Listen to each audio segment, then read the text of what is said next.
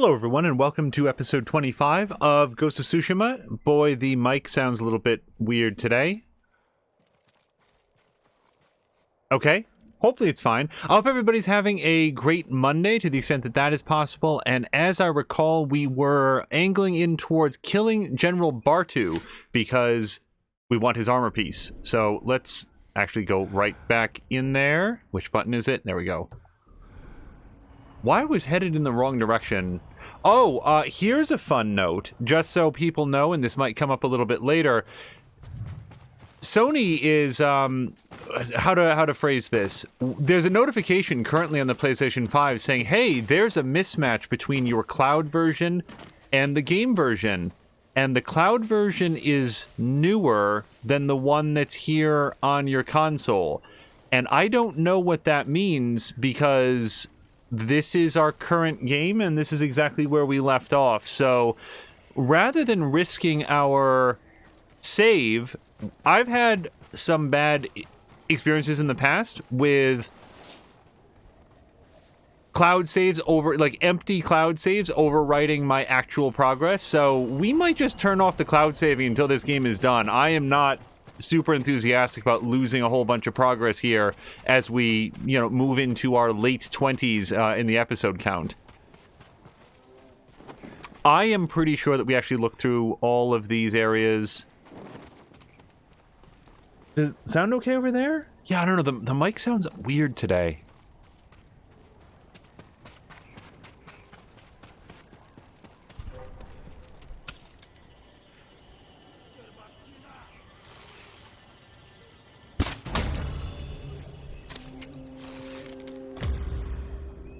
Just take care of that bird, if we can.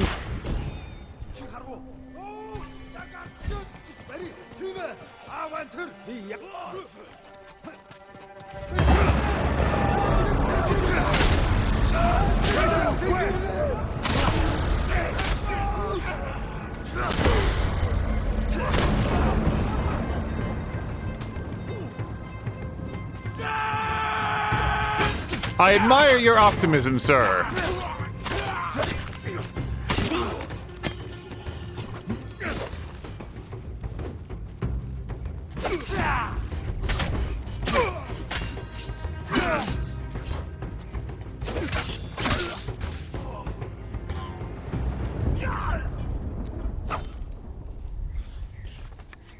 Well, I feel like the sun just came out. The entire color palette just switched this moment. Oh, hello to Hihu. When it's a streamer, I give 0 fucks about, no ads, not even subbed. Angel comes on, 1 or 2 minutes. Really? Is it showing that many ads? Help me. Oh, hold on. Let's help this person. You're going to be all right.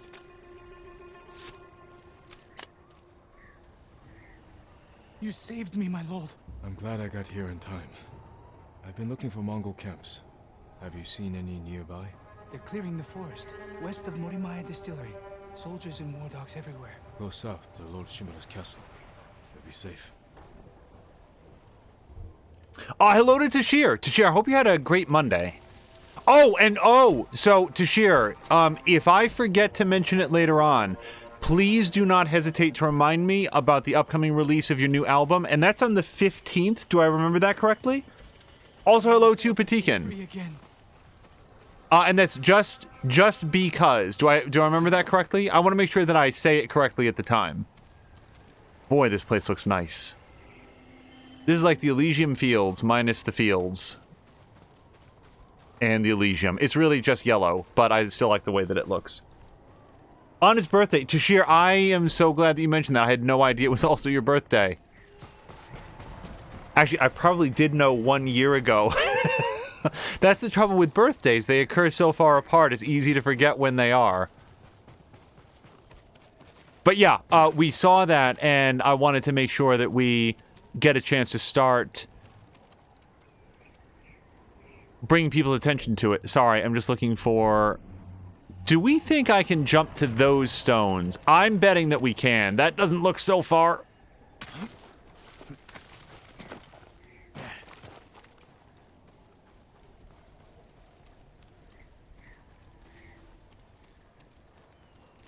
Yeah, Patikin, I hope that you also had a good day. I saw that you were streaming some more Valhalla, and I gotta say, so I've talked a lot recently about, I'm just gonna call it Gods and Monsters, guys. I can't remember the name of the stupid game. Why is Ubisoft willing to go to bat for so many terrible business and interpersonal, practices, and then when basically there's a troll lawsuit by Monster Energy Drink, that's where they say, nah, this one's not worth fighting. Like, reprioritize, Ubisoft. Purge all your garbage employees that hurt people, and stop giving your games stupid names. And even as I say that, I just want to acknowledge that these two things are not in any way equivalent. It's just, you look at, look at what corporations do think is important, and then note, like, the stuff that they don't. Working conditions, no. We don't, you know, people can work 80 hours a week on crunch mode and really not get properly compensated as they blow their personal health and well-being. Sorry, I'm not sure that I have a point to this. I'm just... It's been an interesting day, I'll say that.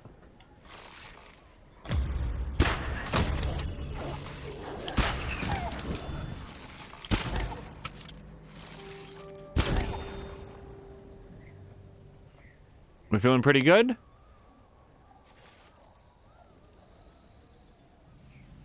Feeling pretty good. All right. Here's a fun fact. I actually don't know which armor set this is. I think it's the Ghost set, but I'm not sure. I thought the Ghost set had like a helmet to it. Maybe I'm misremembering. What are we wearing? Ghost armor. Yeah, so we can enter Ghost mode a lot more easily with this, and given the number of dudes that we just killed, I think we're probably, yeah, we're actually charged up right now. So really the question is when we want to get loud. Sorry, Tashir saying Phoenix Rising. It's just, it's so, oh god. You can't judge a book by its cover, but sometimes you can say that this game has an impossibly... Like, I have trouble remembering the name of it, and it doesn't help that it was in development for so many years as Gods and Monsters, and then Ubisoft just... It's... Okay, I'm gonna stop talking about this, because it is... It really is, like, what difference does it make to anyone?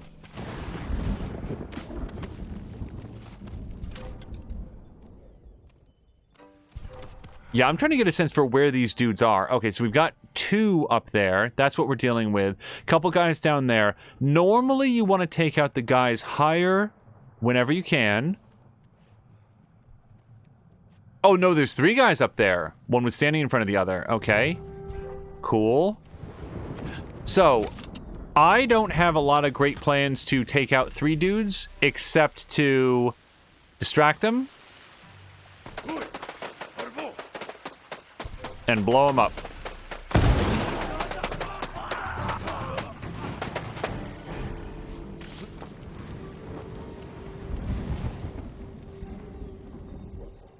Gunpowder. Derived from Chinese firearms and gunpowder weapons, Mongol cannons and bombs are a core component of their arsenal.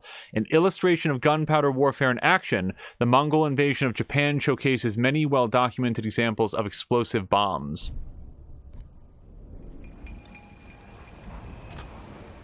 Oh, you know what else I could have done? I could have poked my head out. I'm still not used to using the poisons. Let's use some poison here. Because why should Jin fight with them if we can have them fight each other? Also, can we call out a very short time ago in this episode when Jin brutally cut down 3 guys in these bright crimson gouts of blood, and the guy that he rescued in doing that said thank you so much. He was not terrified of Jin. Like Jin's uncle's whole thing is that the people have to look up to them and respect them, which is a laudable goal. I just don't think that the way that Jin does his business is counter to that.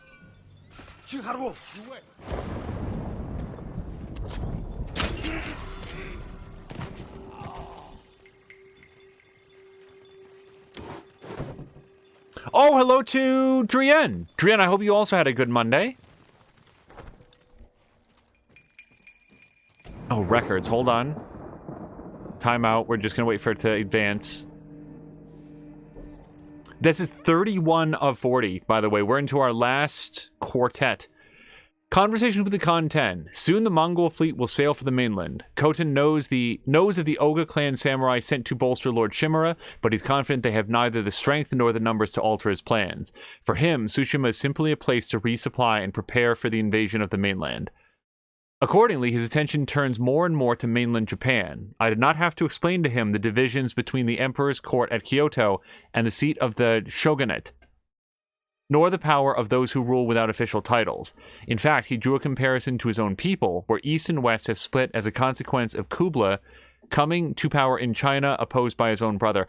How interesting that the author of this investigative piece, this oral history of the Khan, was inclined to explain to him the divisions between the Emperor's court at Kyoto and the others who don't have any official titles.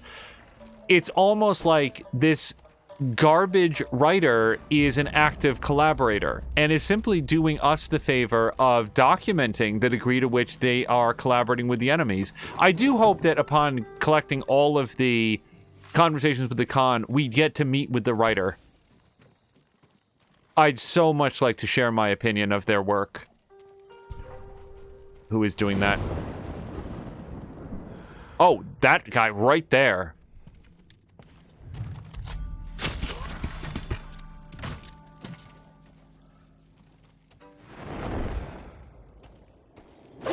Nope.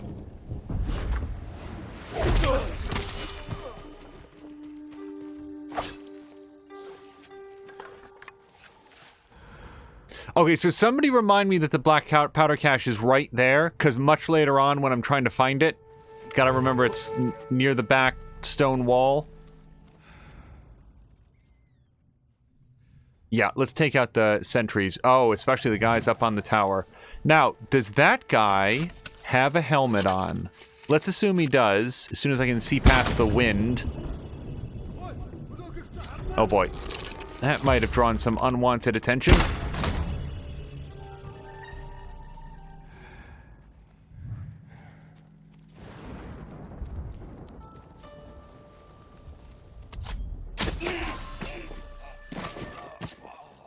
Yeah, for me in particular, it was a very busy and productive Monday, but very busy. And one of those days where you're... Also, here's how my day started. I got up and I rolled over and earnestly believed it was Sunday. And it took some convincing for me to realize otherwise. Then I had to get up and go to work. I am... Oh, right. Let's not forget to light our sword on fire. I vowed to do that more. Yeah, so this guy is not in a stabbable position. His friend is, but... Oh, wait. He's coming back this way. And see, we knew that we could get him because he didn't have that aura on him. Oh, but this guy does.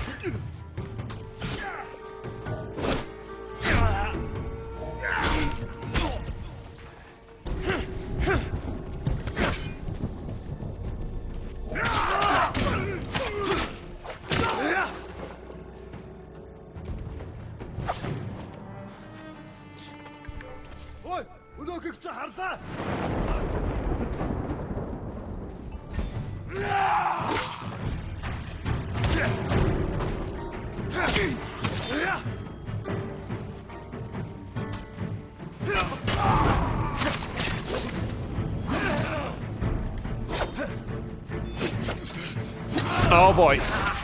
Hold on, this is getting away from me now.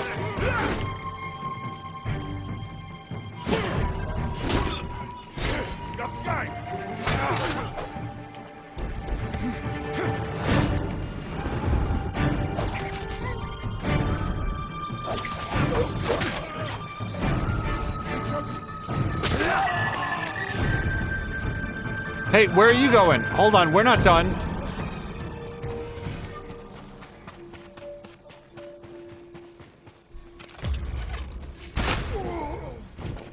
Normally aim for the head, but the armpit is also well known as a weak spot on that guy's armor.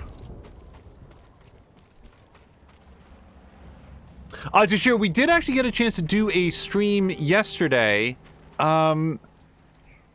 There was a lot going on, and so it was a very educational stream. What we learned is how the PlayStation 5 does a lot of its direct-to-Twitch streaming, and we did some Spider-Man Remastered. First of all, the game looks great. Secondly, the VOD, after it was saved, did not, in my opinion, look as good as the stream, but I've asked a couple folks, and my producer actually, like, had some friends look at it to make sure that it was up to snuff, and I appear to be the only one that doesn't think it came out as good as it looked on stream, so we'll let that go. The PlayStation 5, we are not streaming directly from the PS5 today. This is our standard...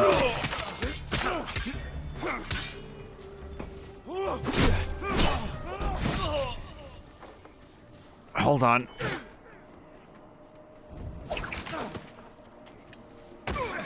Oh, come on! That man should have gone off that cliff.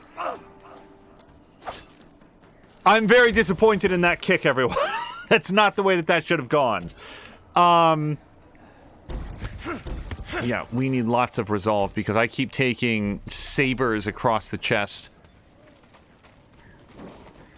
Another thing that the PlayStation 5 does for you know, because this is gonna, I think, outlive that Spider-Man stream. It actually shows the chat messages on the screen. They pop up down at the bottom right-hand corner, and they don't transmit out. So the streamer can see them, but if somebody comes along and says something ugly or nasty or like a spoiler or anything like that, it is not then permanently baked into the video. And for the record, that's always been the concern about having the chat visible on screen in a way that it memorializes it, and that's cool to celebrate all of the wonderful streamers in the community that you have. And in another way, it immortalizes it, which means that if somebody comes along and says something, you know, there's no easy way to excise an individual comment from the video. So that's always been something on our mind, and the PlayStation 5 gives us the best of both worlds. It puts the chat on screen where it's easy to see as I'm streaming, but doesn't transmit it out in a way that could later reduce the quality of the video for others. So that is really neat. Similar saying, don't you know that cliffs are the same as walls? Yeah. You would think that there would be some separation from one to the next, but it turns out that they are two sides of the same coin. This guy's gonna turn.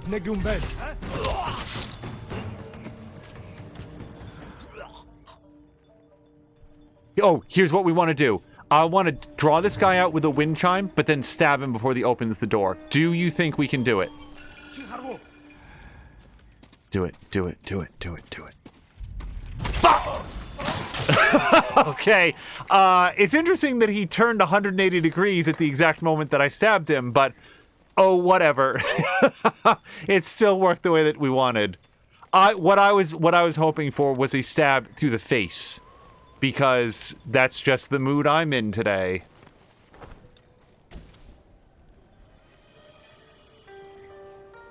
Someone's asking, how did I not get dead from that? Well, that could be any number of things. So many things have happened in the last, I'd say 3 minutes that could refer to most of Jin's activities. How did he not get dead by that? Okay, so we've got two dudes right next to one another. It's too bad you can't do a drop assassination into a chain assassination. That would be a very cool upgrade to get. Oh, let's get that. And I don't see anybody else around, so we should be able to grab it without too much challenge. Hello to Azaric. Azaric, I hope that you have had a wonderful Monday.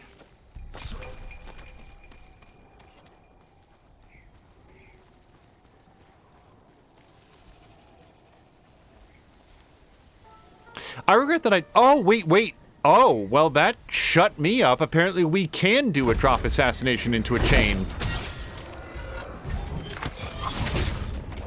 Alternatively, the game dynamically... That's the power of the PlayStation 5. It dynamically added that option because I asked for it and I'm on mic.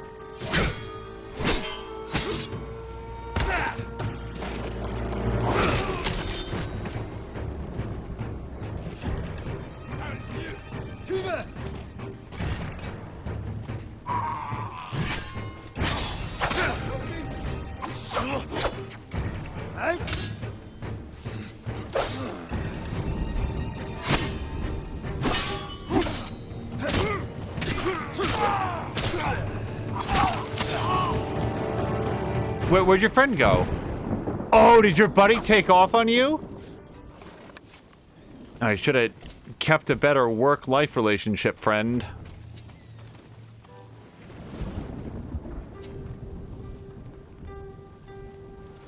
I regret that I don't have a better eye for and memory of what people look like, because we have been... There was a real coin flip happening today about more Ghost of Tsushima or doing some XCOM 2, and mostly came down to time, because when you start something brand new like XCOM 2, especially when there's a bunch of cutscenes, it was like, let's put that off until we have hopefully a little bit more time on the clock. But... You know, if you're gonna make, like, an Azaric soldier, a Batikan soldier, a Div soldier, it's nice if you have some semblance of what they look like. And yes, the soldier creation tools in XCOM 2, it's not The Sims. You know, it's very, very rudimentary, and you're just sort of getting the general sense of somebody. But still, just to have people look approximately like they might, kind of important. Similar to saying, yes, please, such a good game. It really is. Oh, there was a thing there. Alright, so... What's our completion percentage on this so far, do we think? Let's exit out here. Oh, we've only released one of 3 Falcons.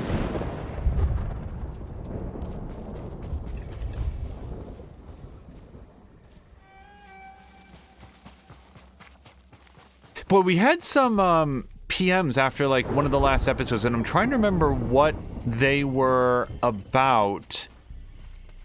Because I was going to address them, and now have promptly and completely forgotten.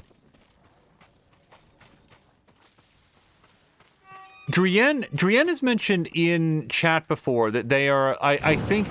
Now, if they're here, I'm curious to remember...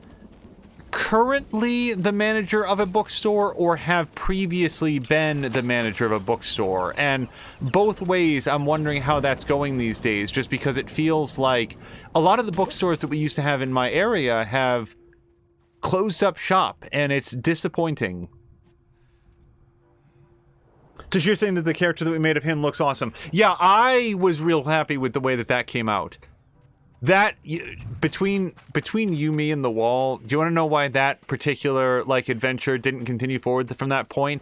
If anybody watched that episode, what happened is that we lost one of the, really, really valuable, like, characters that you get at the very beginning, and I was like, oh man, I don't want to reload it, and also, I don't want to continue.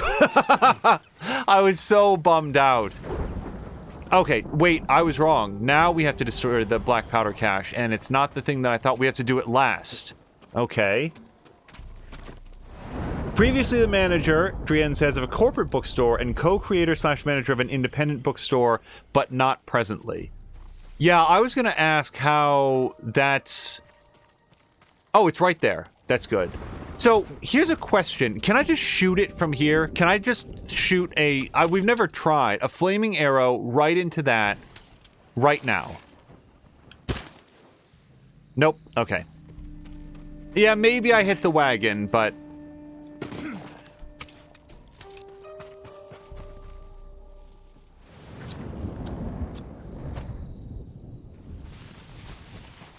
Man, I remember there was some achievement in Assassin's Creed Syndicate to, like... Or maybe it's a bonus objective to, like, kill 5 guys at once with, like, a dynamite crate, and that one took some engineering for me. I really had trouble with it.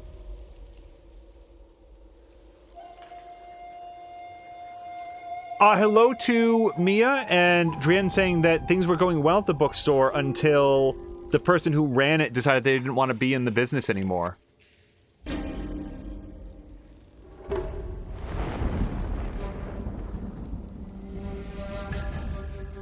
I should not be in this armor for this fight. And yet it's my mistake. We knew it was coming.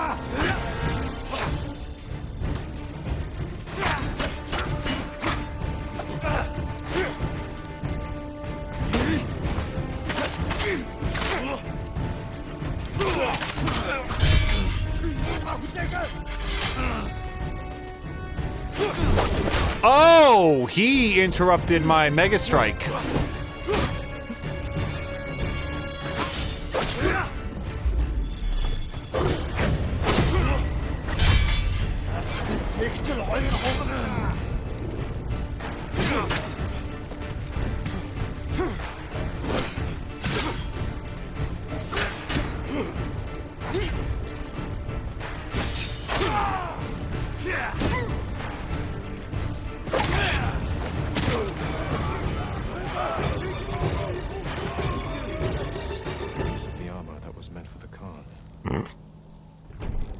feel like he just immediately takes the knee to strip the armor off.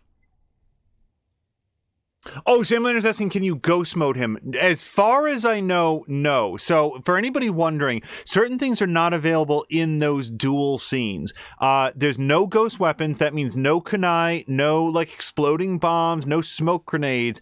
And although you can do, like, the flurry attack and the speed attack, I don't believe that ghost mode is available. I might be wrong. I actually just made that an assumption. So, we've got the gloves.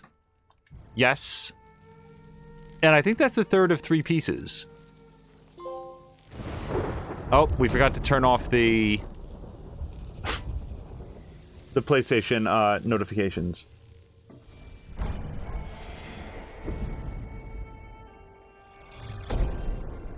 Also, we completed the bonus objective, and I don't think I actually knew what that was.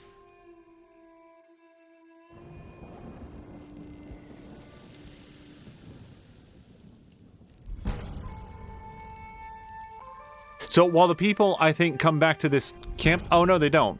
Okay, wait. Many thoughts. Charm of uneven standing. Sticky bombs knock down all affected targets, leaving them vulnerable for longer. Now that sounds like it would go really well with the armor that we're wearing. I just don't know that it's better than the ones that we currently have. So, staggered enemies have a 30% chance to be knocked down. Enemies struck by black powder bombs catch on fire and deal burn damage. So... this one would replace that. Kind of like staggering my enemies, though.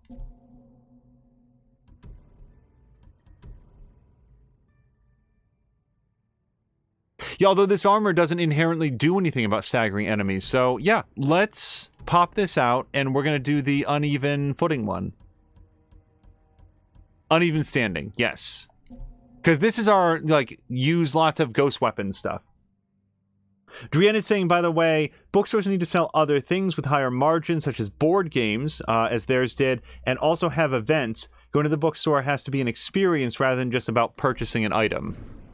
That was certainly, like, I loved going to bookstores and, like, looking through, like, this was much, much younger then, looking through the sort of, like, young adult section when I was in middle school and stuff, and finding covers and books that sounded interesting, but also looking through the gaming section, things like, don't eat my sword, okay. This is not a great looking horse compared to... This horse looks burned. I guess if it needs a home, I'm friendly, but yeah, this horse doesn't look like it's in the greatest condition.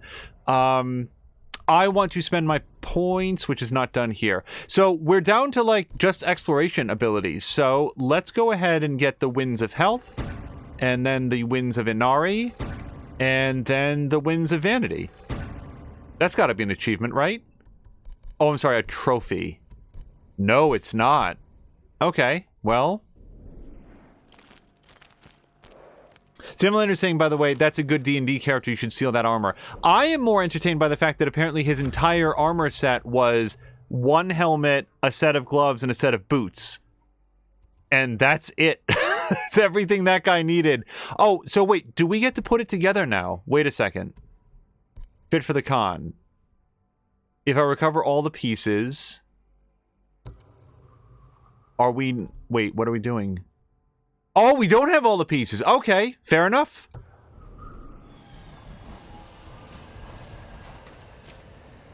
Drain is saying, actually, that's exactly what works for female characters.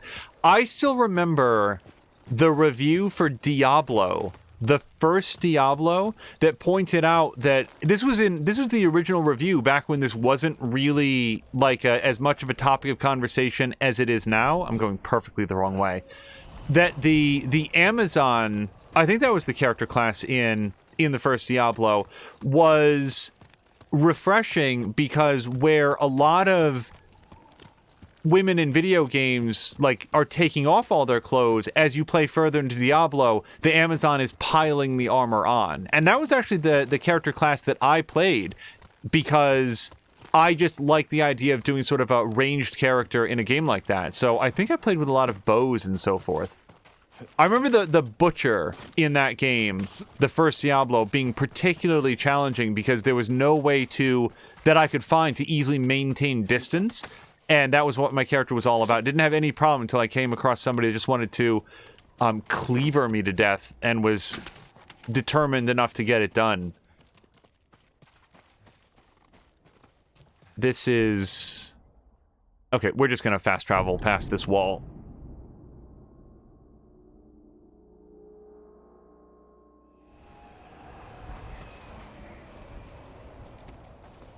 There's something else I was going to ask Samalander as well.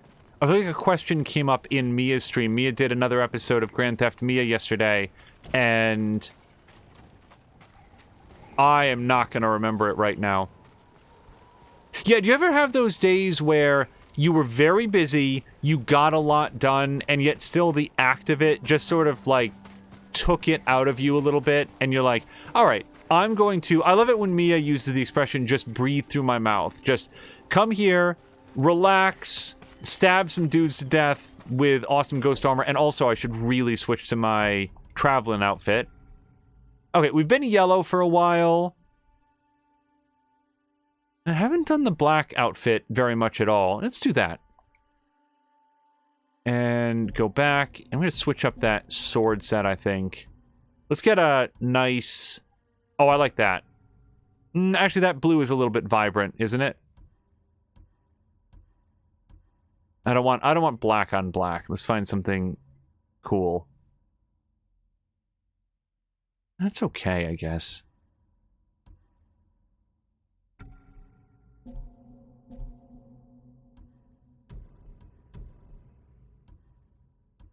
Believe it or not, I'm going to look for something where the hilt of the sword matches the headband that we just put on. Oh, wait. We might have a winner. It's pretty close.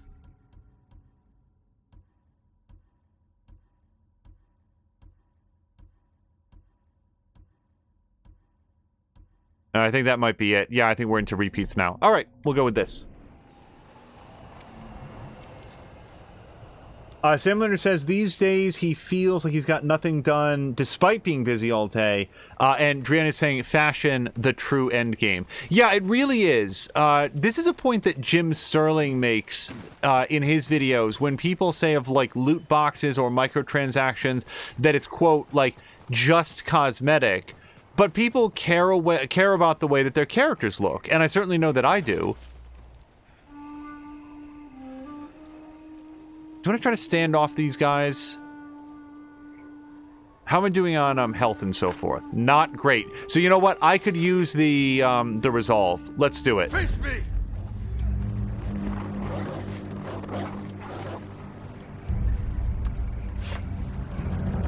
Oh! Oh, God.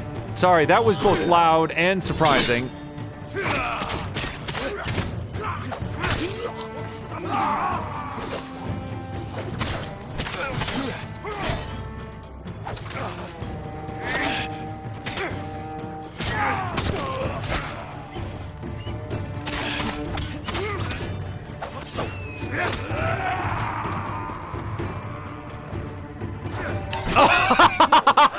Oh, let me just show you my crotch.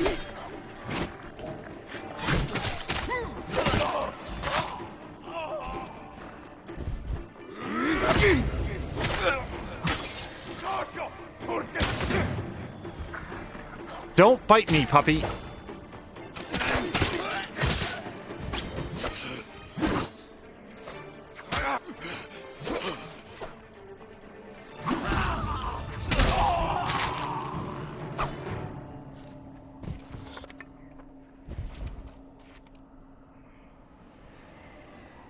Well, I came out of that with more resolve than I went in with.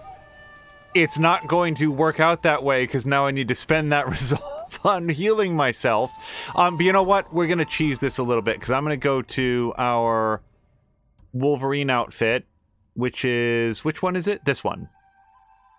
I'm never, ever taking off the mustache mask on this outfit. It is so perfect. But let's take a quick look at our things.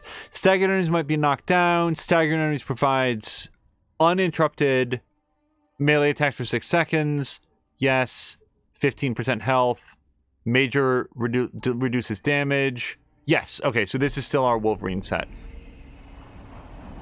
Watch our health bar. Bam. Okay. So now we get the most out of that. We can switch immediately back to...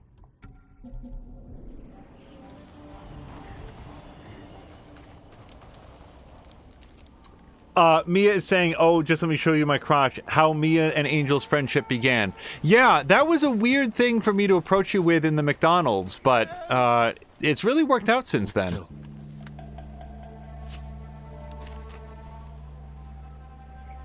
I owe you my life. The Mongols saw me on the road below the Stone Spire Fort. They can watch the whole valley from there. I'll get rid of them.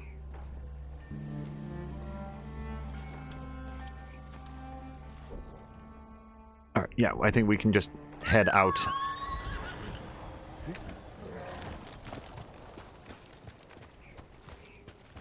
In the first... So, the first Red Dead Redemption on Xbox 360 was very good, and I am with the other people in the world that want to see that game get a remaster and an update, and I feel like it's one of those things that kind of like...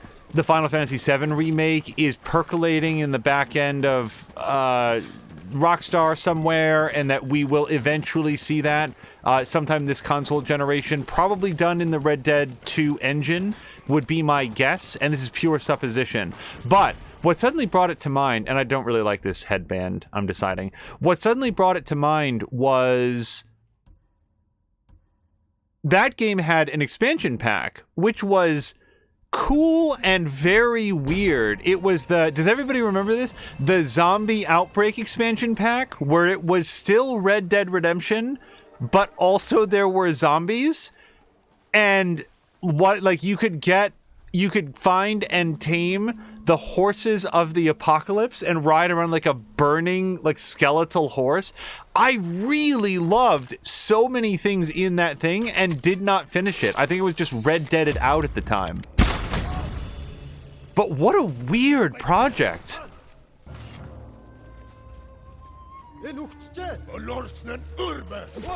That wasn't an assassination. No!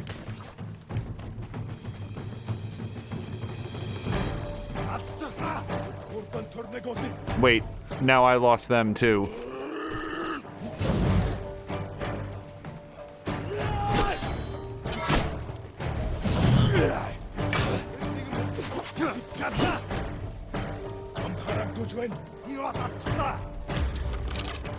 I can't shoot him with this. Well, I can't shoot him. Oh, I could have shot him in the head.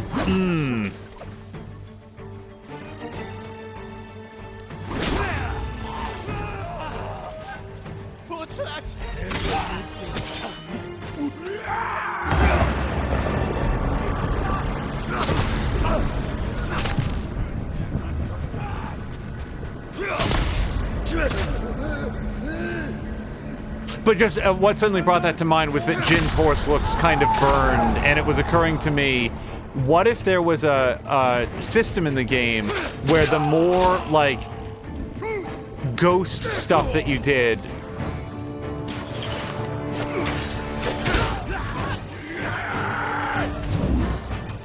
like, the more desiccated your mount became until you were actually an incarnation of death and riding on a pale horse.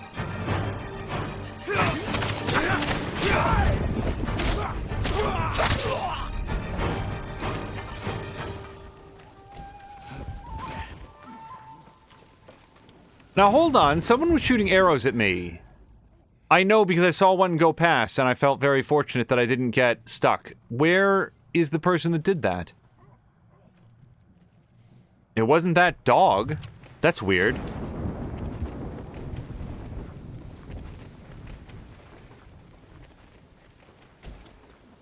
Tashir saying that it definitely needs a PC port. Now, Tashir, I know that you are, in terms of streaming, almost exclusively, well, as far as I know, exclusively a PC player. But have you must have played console games at some point in the past. Did you also play, like, the original Red Dead Redemption? One of the cool things, and I've made this point to Mia, because, like, Red Dead Redemption is simply not easily accessible, especially if somebody wanted to play it on stream. It can be done, but you'd have to put some work into it.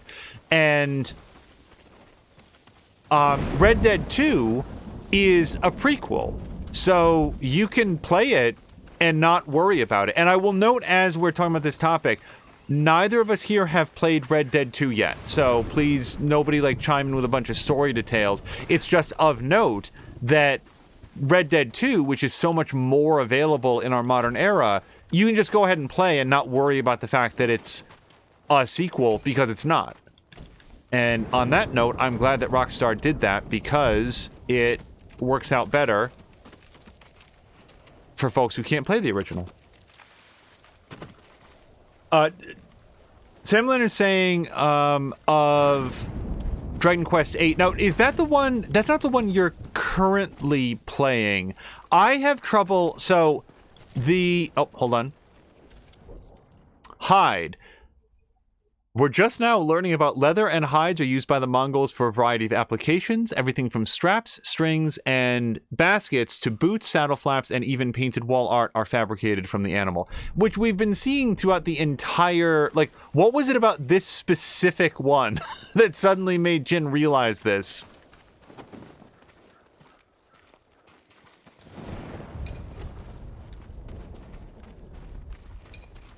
What was I going to say? Oh, so where I have at least a passing familiarity with some of the Final Fantasy games, the Dragon Quest games have always sort of existed outside my experience. I know they're very, very popular. I played some of the original one on, I want to say the first Dragon Quest game numerically back on the original Nintendo, and then haven't really delved into the series and its lore since then. And it's not like some sort of objection. I think the games look wonderfully beautiful. I like the original sprite art, the pixel art to it. And as the series has evolved into 3D, I can't think of a lot of games that have done it with more style and grace so consistently. I mean, Dragon Quest games, at least in recent years, have been some of the best looking games of their, like, role-playing games of their generation, I think. I love their art style. But I just, like, when Sam Lander calls for a remake of Dragon Quest VIII, I'm simply not prepared to talk about that one in the same way that I can, like, you know, opine about a random Assassin's Creed game. But I want to say 8. Sam Lander, that was the one that was on the PlayStation 2 that came out. Wasn't it like Journey of a Cursed King or something? Am I butchering that? And then, like, 11, what's the one that came out recently that just got, like, the S version just came out on PC, because it's, like, with all the added benefits of the Switch version? Journey of the Cursed King. So I do have the thing. Now, I might only know that because I think we were watching you play the other day. Alright, so now, where once I was starved for everything, now I have lots of... No, I don't. Okay. Well, there's a couple ways to get resolve, and if I can't do it through a straight-up fight, then I can do it by just stabbing these guys and get lots of resolve that way.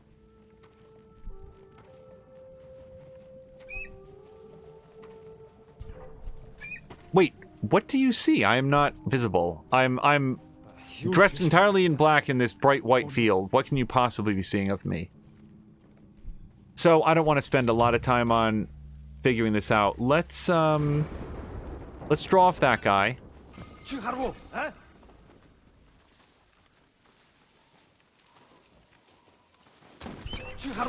That was cheeky.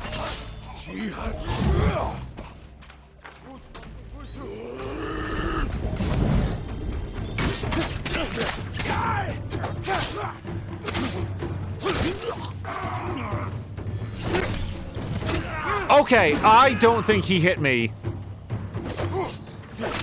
I know that he was attacking, but I did my super speed attack. He should have failed.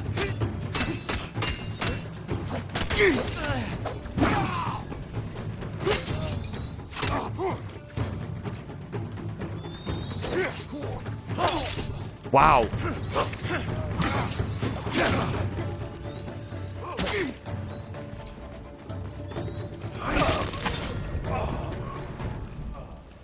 So this bird being this annoying, is this where the bird is mourning his friend? Because he was really upset, I noticed. I was looking forward to helping him get through his grief by cooking him over a spit, but he seems to have taken off. And is there really nothing here in the cart for me? Okay. I don't, you know, I'm not sad to have killed them, but... Oh, Samlander, I'm trying to remember what we were going to ask. Was it... You were the one, and forgive me, we watch a lot of streams, but you were playing What Remains of Edith Finch. That was you just yesterday, right? And I think you finished the whole thing if I watch correctly. Without giving anything away to people who have not yet played it, I'm just curious in your thoughts overall. Drian says, remind me not to ask Angel for consolation. Come on. Yeah, there's a reason I don't join the emotional support corner. I don't know why I did this.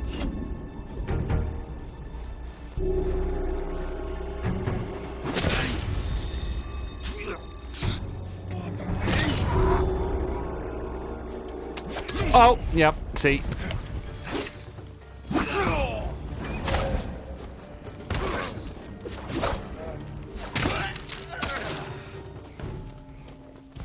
Where's your bird friend? Oh, I'm not on my right.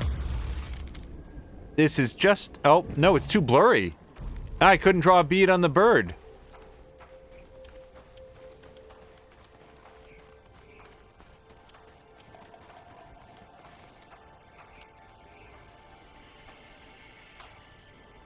No, so, okay, then Mia, who was it? Was it Geek Pantheon then? Who was just playing... Mia might have stepped away.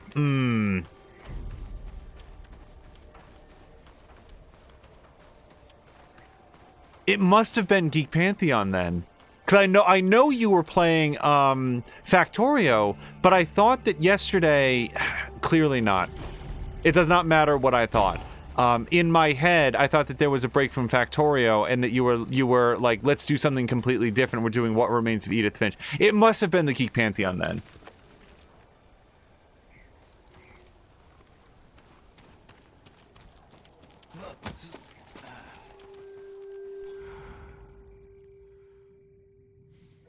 Okay, let's switch into sneaky gear. We have not worn our Kensei armor for a while. And again, I feel the need to check these...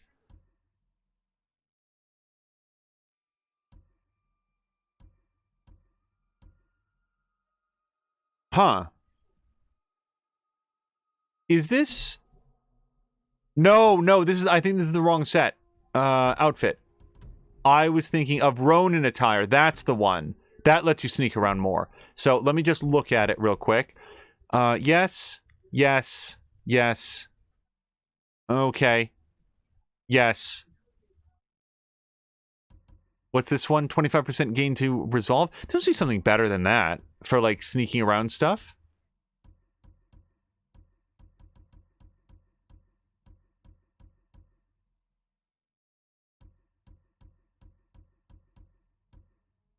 I wouldn't say no to more poison. No.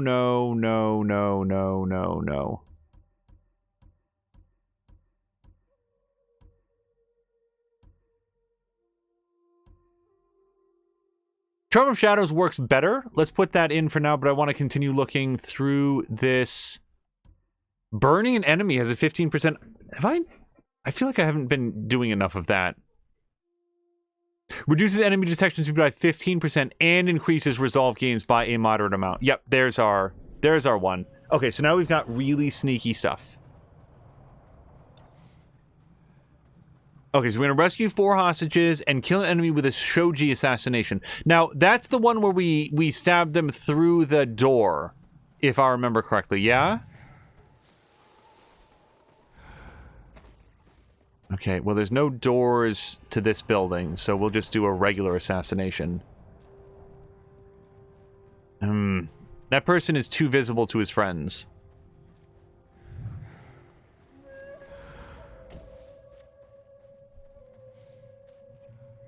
I could wind chime him over here, but I really want him to turn. Yes.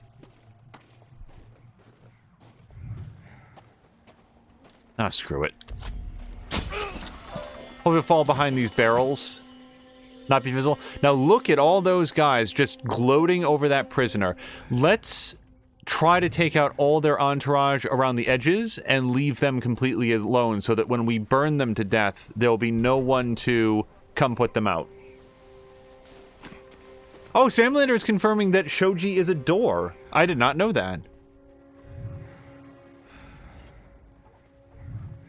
This seems like a different section of town, or the fishery, or whatever this is. Get up there. There we go. Oh, they found the body.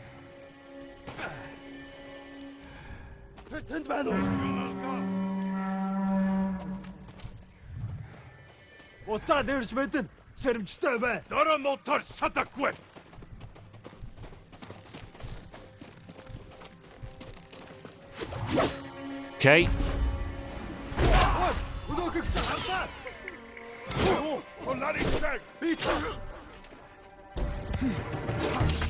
Nope. Okay, so this is going well.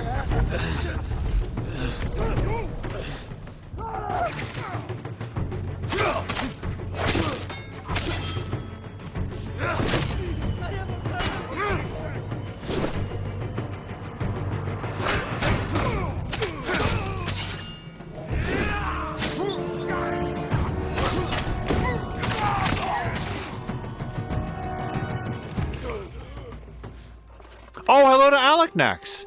Aleknax, I hope you had a great Monday. Soon.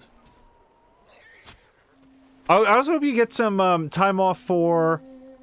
he's got 32,500 channel points. So one of the things we were talking about that, by the way, would be... not necessarily to have a soldier in XCOM 2, but if you had a soldier and then that soldier died, to have sort of like a channel point reward for like... For like getting another one, for example. My only concern with that is that sometimes soldiers die in XCOM, and like the hard call has to be made, and one or more guys has to die in order for the mission to succeed or for the greater good. And I just want everybody to know that I want to bring all my soldiers home all the time. And I would feel bad if somebody spent channel points or something, and then their character just immediately got killed again. Also, as long as we're talking about that, Mia really, really wants to be on the XCOM squad from the beginning of the game, and my counter is that, but Mia's character needs to be a sniper. Like, she has to be, that is the canonical Mia. Also, I think that she might be underestimating just what the death toll can be on the average XCOM mission for those newbies.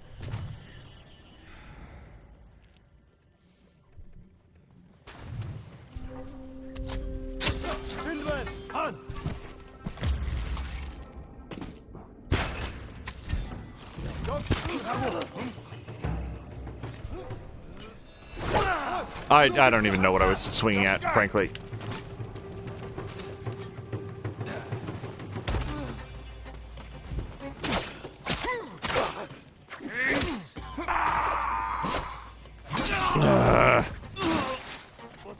Please don't do that.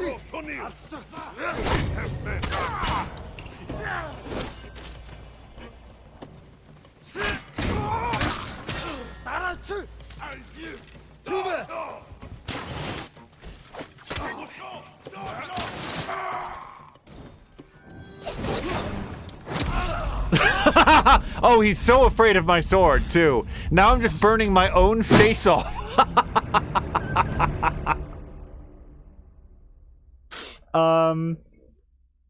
Oh, hello to Feecrest. Sorry. There's been events in chat. Let me just scroll by real quick.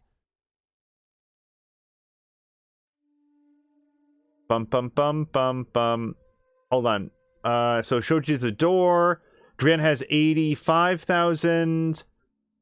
They hang out in Angel's stream a lot, and believe me, we appreciate it. Then again, I discovered Angel over the summer. Drian saying, ooh, snipers. Feecrest is saying greetings, and greetings back to you. Sam understand that you can make a starter a sniper, but like, if you have a rookie, you can't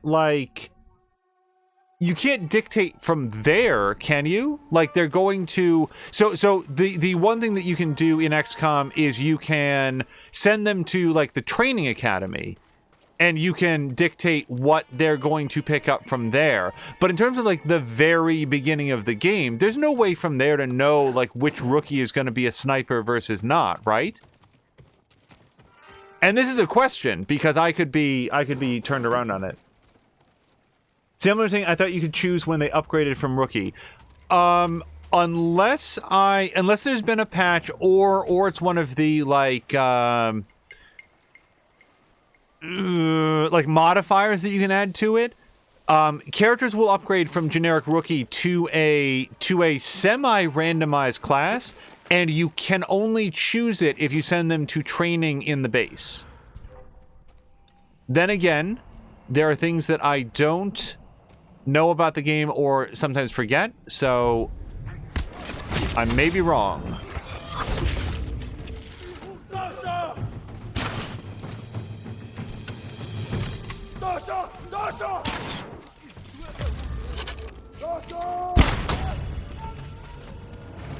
I'll be right back for you, buddy.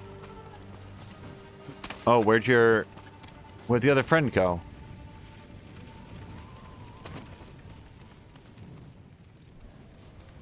Similar saying that it's been a couple years since he's played XCOM 2.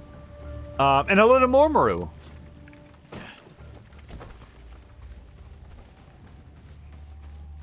Let me just... Okay, so he's still freaked out by somebody. Oh, that guy. Boy, is this guy asleep at the post or what? Oh, I wonder what's happening behind me. It's probably nothing.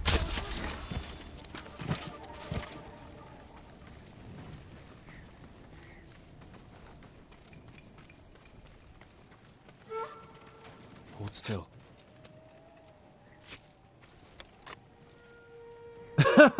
Samurai is saying... Thank you, Lord Sakai. Be careful up there.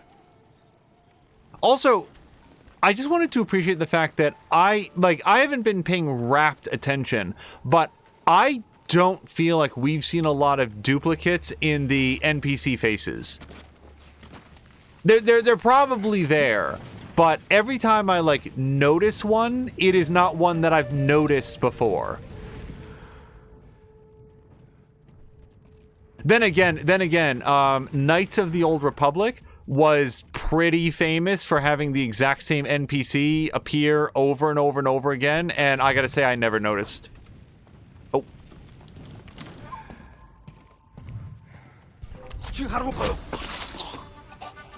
Alright, now that guy flashed red when I killed him, as though this would alert his friends, but then it didn't, so I'm just gonna let that go.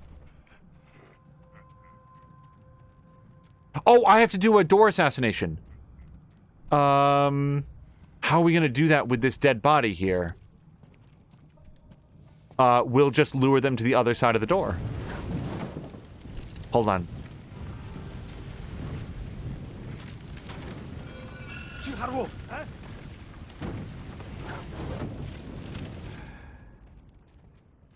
Yeah, somebody's gonna come. Yep, as long as they don't see this body, we're good.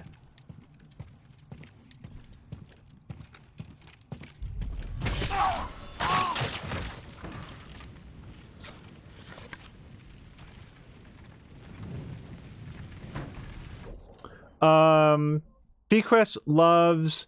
Oh, Dran says the XCOM board game is amazingly good. Take it from a former seller of board games. Feecrest loves tabletop board games. Simler says that they've never played. Drandishore is very good, highly recommended. Also loves tabletop games. The fact that different players have entirely different roles, but are all equally important and fun to play, is a very nice bit of balancing. Which is incidentally the thing that I like about Dungeons and Dragons. I like the way that you can have, like, everybody has their character, and if everything's firing the way that it should, everybody's doing something important to support their friends on the adventure. Oh, they heard that.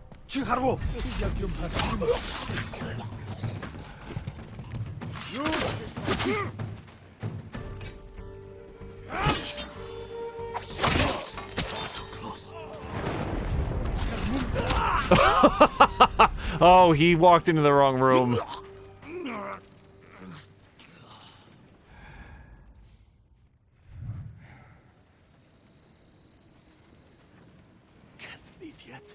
So Tashir's recommending Sandwich Bob. Does Sandwich Bob do a lot of tabletop games?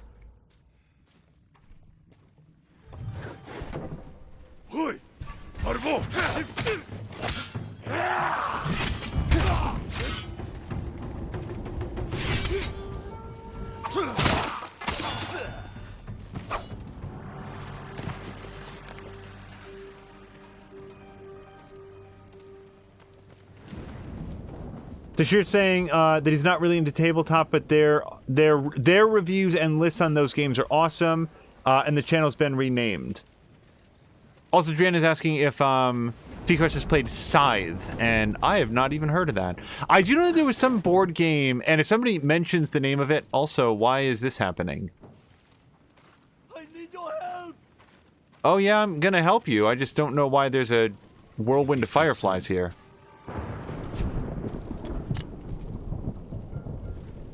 My prayers have been answered. You're safe now.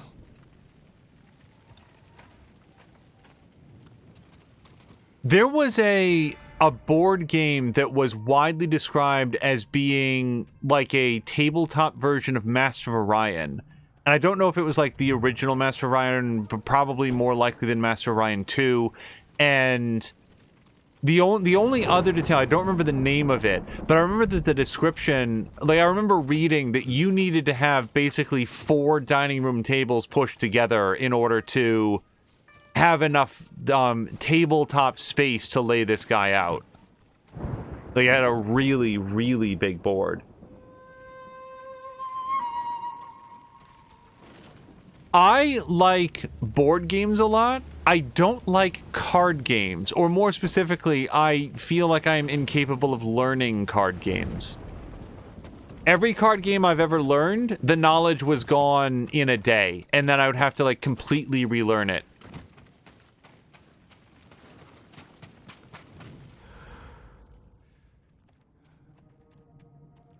On that note, whenever Red Dead Redemption 2 comes up, there will probably not be a lot of poker playing in that playthrough.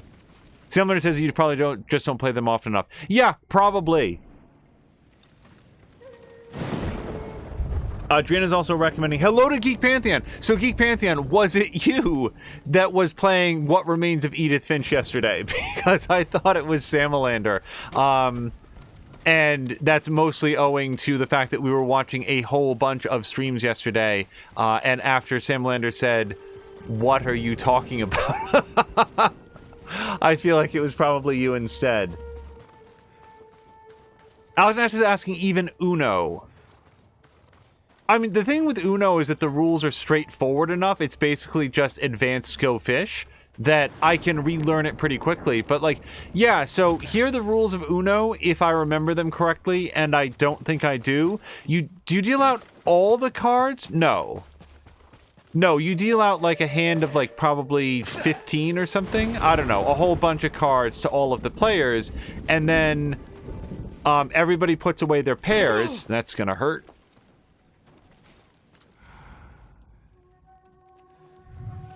And then you've got, like, skips and wild cards and so forth. And if somebody asks if you have any threes or whatever, you always have to be honest. I remember, I think it was Uno. No, it was Clue. When I was very young, I honestly did not understand that you were not allowed to lie about what cards that you had. And it only happened in one game, because my parents said, no, you can't lie, that's, like, then you never know what anybody has, and the game can never complete. And that was when I learned. But I do remember that being like, oh, you can't just not say what you have. So Geek Pantheon says, yes, that was him, and ugh, what a game. Yeah, I was going to ask, like, without spoiling for people that haven't played it themselves, what your overall thoughts were. We have a full playthrough of What Remains of Edith Finch up, and it's one of the only playthroughs that we really struggled with, should we leave it up, because the game is, in my thought, so well done, and I don't think is really built for a high degree of replayability, but my reaction to it was potent enough that I didn't want to have that lost, so we wound up leaving it up. It is in the collection. Nope. That guy was swaying a little bit.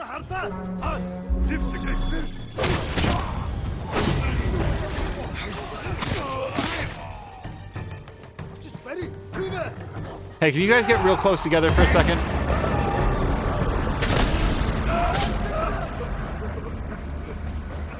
Because if you guys get close together, I can take you guys apart.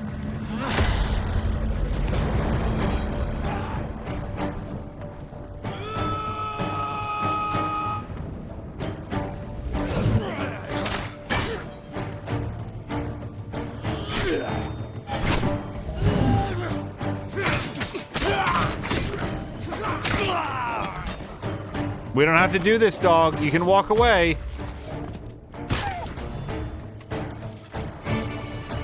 I hear a bow. I don't see a bow. Is it that guy?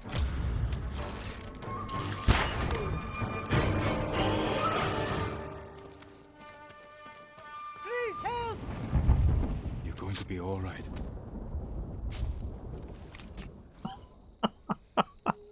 Thank you for saving us, my lord. We were given this piece of armor and asked to protect it. But I think it's much safer in your care. You're right. This was meant for Khotun Khan. I had no idea. Thanks to you, no Mongol will ever wear it. That's every piece of the Mongol armor. I should return to the apprentice. All right, we're going to go do that. But by the way, what is this piece? No, so we've got the helmet. Is this... What even is this? Those are the shoulder pieces. Okay. And then the boots, and then the gloves.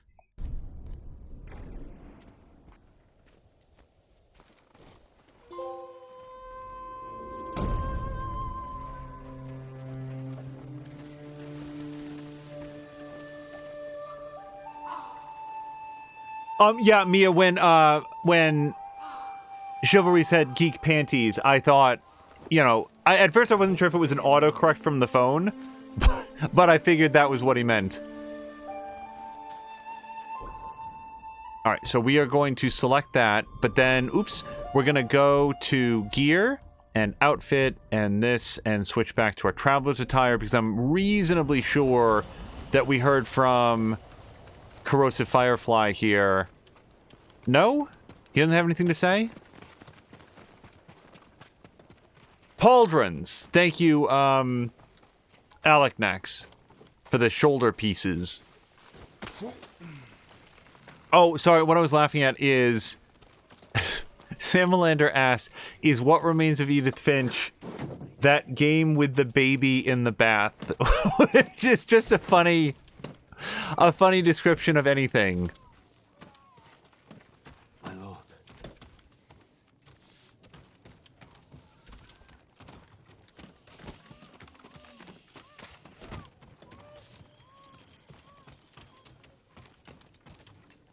There's nothing here. I really thought that there was something here. So the lighting in this is, I don't know if it's a PS5 thing or an HDR thing or what, but the like brilliance of the snow outside looks great.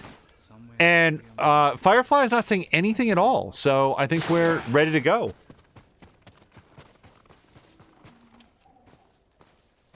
Alknice is going to go eat. Alknice have great food. We will probably break a little bit earlier than average because I did not have any dinner, but actually that's fine. So let's go grab whatever this is first. The way I like to think about it is we're probably closer to this right now than we ever will be again. So let's go check it out. Let's go.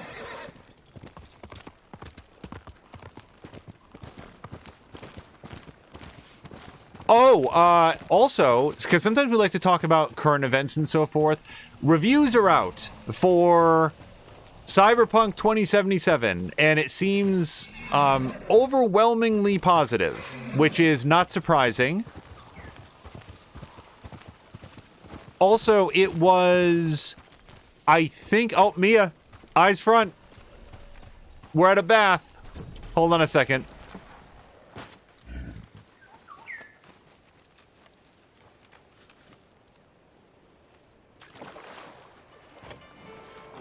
Oh, I can't tell if this would feel awesome or lethal. Because you'd get out and immediately freeze to death.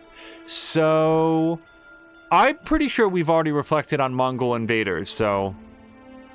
Oh, the warm air, the cherry blossoms. Spring can't come soon enough. Drian, thank you so much for stopping by. I hope that you... I assume that you're prepping up for your own stream, and hopefully we'll be able to join you there in a little bit. Nope. Oh, no. Oh, not double butt. I didn't even know that you could go in a second time. Why are we here? Okay, so now we just exit. So, do these refill your health? Because why else would you ever want to go into them a second? Well, I mean, we know why Mia would want to go in, but why? They must refill your health if you go in there. Geek Pantheon is thinking of doing a Cyberpunk Saturday stream on Saturday mornings. For, like, I would ask, for the game or for, like, the original role-playing... The video game or the original role-playing... Yeah, we're gonna ride there, because we've got some Fog of War to show. The video game. Yeah, So, what suddenly brought that to mind is that I rarely play games right when they come out. A game like this, or like Jedi Fallen Order, that's the closest that I typically get to playing a game at release, which, as you can tell, is usually several months after other people have played it. And part of that is because I like to give the game time to get patched. I don't like to be in competition with other streamers, but there is an element of watching Patikin and He Who Dies, for example, interact on Assassin's Creed Valhalla, where, or like we've been doing with Mia on Walking Dead, where we're playing the same game at the same time and get to talk about the adventure as we go. And those are conversations that it's very difficult to have if one person's played and the other hasn't. Like, whenever it is that I play Valhalla, He Who Dies and Patikin will have finished at that time. And I was also very, very reluctant to say anything at all as Mia was playing through the early seasons of Walking Dead, because, like, I didn't want to ever let anything slip.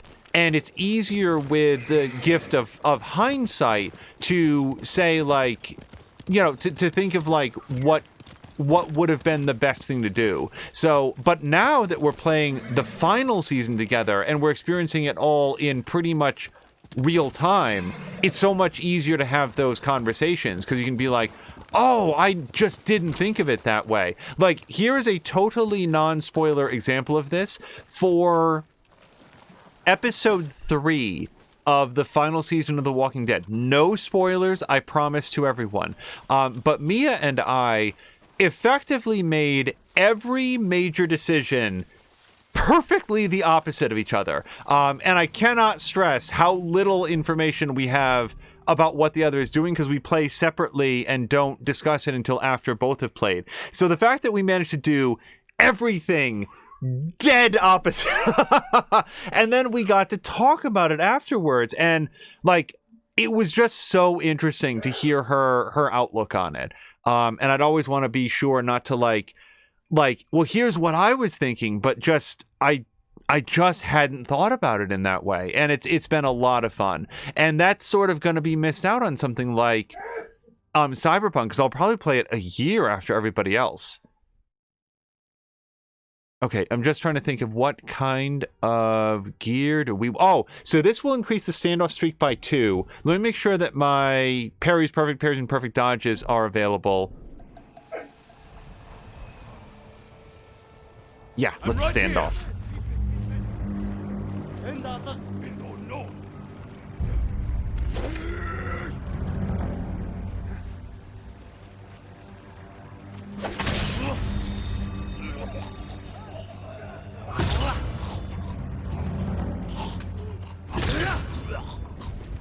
Sorry, I gotta concentrate on this!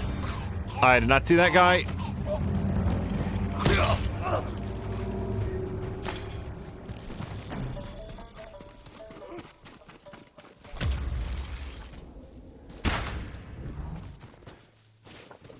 Not good enough. Wait, is he dead? Because he's still talking. Nope, he's done. Okay. And we charge up ghost mode, which is awesome.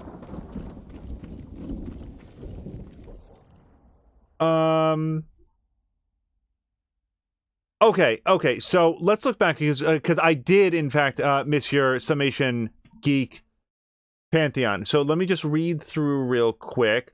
He Who Dies is saying... So Fico is saying that he's disturbed. So much... Oh, but speaking and viewing. Okay, got it. He Who Dies says every review he saw for Cyberpunk is saying short campaign, don't buy it for the campaign.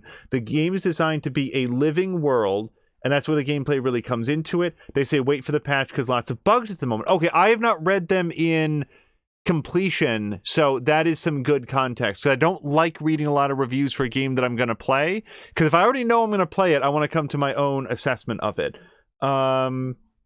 Geek Pantheon says that he's heard the game is... the main quest is short, but all the side missions really fill out the game a lot.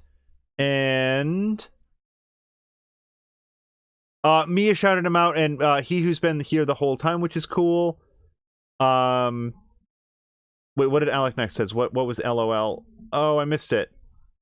Lots of bugs. Sounds like a Bethesda game. Well, that's earned, yeah.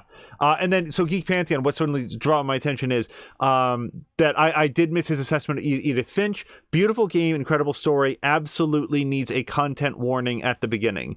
And yeah, I would never... Like, I never say to people, like, oh, go watch our content or something, but it was interesting for Edith Finch that it wasn't any one thing in the game.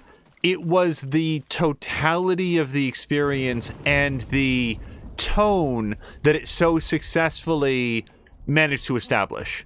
And it had a real effect that is apparent at the end of the, by the end of the stream for sure.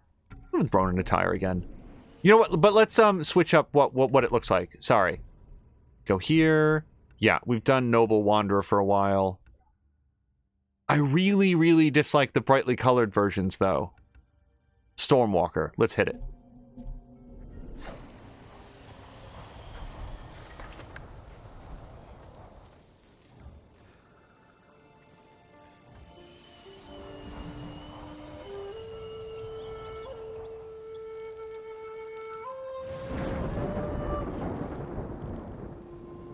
VQuest rarely plays games at release for the same reasons, and He Who Dies saying of Cyberpunk that he watched the IGN review, and it was funny because they weren't even allowed to use their own footage for the gameplay, which, I mean, if those are the conditions under which you're doing a review, maybe you should delay the review a little bit.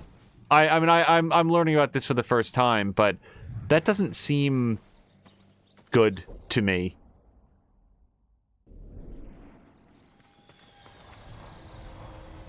Sorry, I'm trying to discern... Yes, this way. also, and I think another thing that I wanted to ask Geek Pantheon is, or just to see if this is something that he's ever encountered. And this question can really only be pitched to people who have played the game, but is also simultaneously not a spoiler. I have had, not often, but in my life, I have dreamed about basically that house and the way that it is a place that I am and that I'm familiar with. And I'm wondering if that is a common... Oh, nice. Okay, we got a new mask. I wonder if that's a common dream. Like, you know how everybody has the dream that they're at school in their underwear, or suddenly they can fly. You know, I read about this in like a Calvin and Hobbes. Calvin and Hobbes had like a strip about this, where suddenly you realize that you can fly. You just hadn't tried it properly before. And you can, you know, it's such an awesome dream. And I'm just wondering if like dreaming about like a big, complicated, sort of labyrinthine house is one of those things that people just dream about sometimes.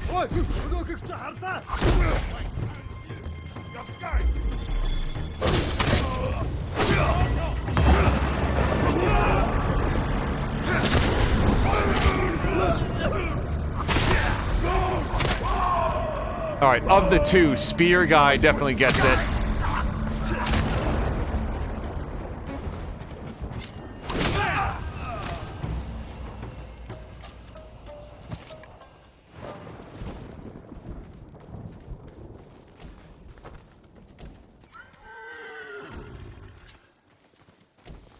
All right, everybody drops supplies. And actually, we're doing a lot of assassinations, so that works out. Let's switch back to our traveling outfit, though.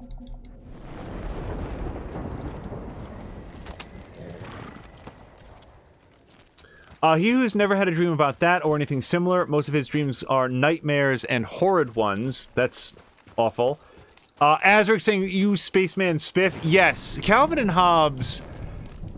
I liked it when I was younger, and also just completely failed to understand how much better it was than so many of the comics of the time and so many comics since. Bill Watterson is a... Is it Watterson or Watterstun? Is there a T in there? I suddenly don't remember. I want to say that there is a T. So Bill Watterson is... a really remarkable artist and writer, I think. Very thoughtful person. Oh, and Geek Pantheon says it's funny that we asked about his dreams. He didn't dream about that last night, but did dream that he, I, and More Than a Mia were going to do a stream together, and we gifted him... grilled him like it was the worst job interview he'd ever been in. We were very intense. Well, hopefully none of that will come to pass in the real world. I like to think that we're pretty laid back. And sorry, I'm trying to figure out... Oh, there's a flag down there. How do we get down there, though? Well, it looks like there's a ratchet point right there. But I can't get there from here.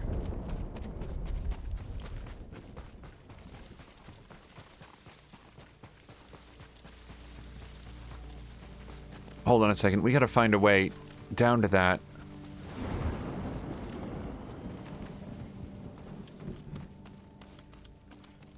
Okay, here we can do it. He Who Dies says that he doesn't join us in Discord anymore because Mia terrifies him. Sorry, I'm just... Nope! Okay.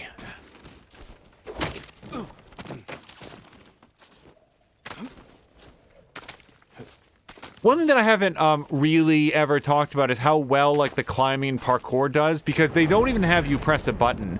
It's just like let's give the player some freedom to get up and down this wall, but not like punish them about it. We're in the final act of the game, by the way, and I have half of the banners. We just crossed the halfway point, I think, during this episode. I will say this, I would be terrified to be in a car with Mia if she was using her video game controller steering wheel.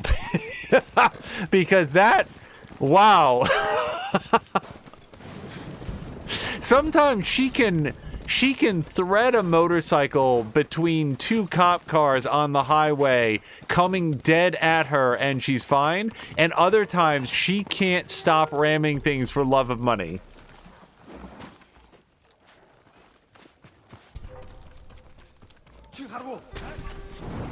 I guess this outfit does sort of draw attention to itself.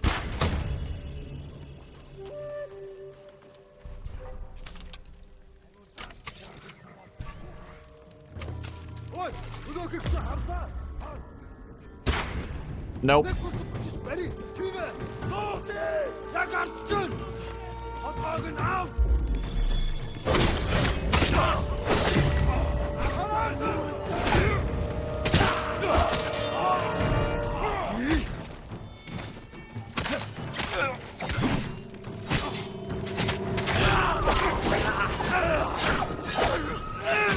Oh, I didn't get the heal off in time.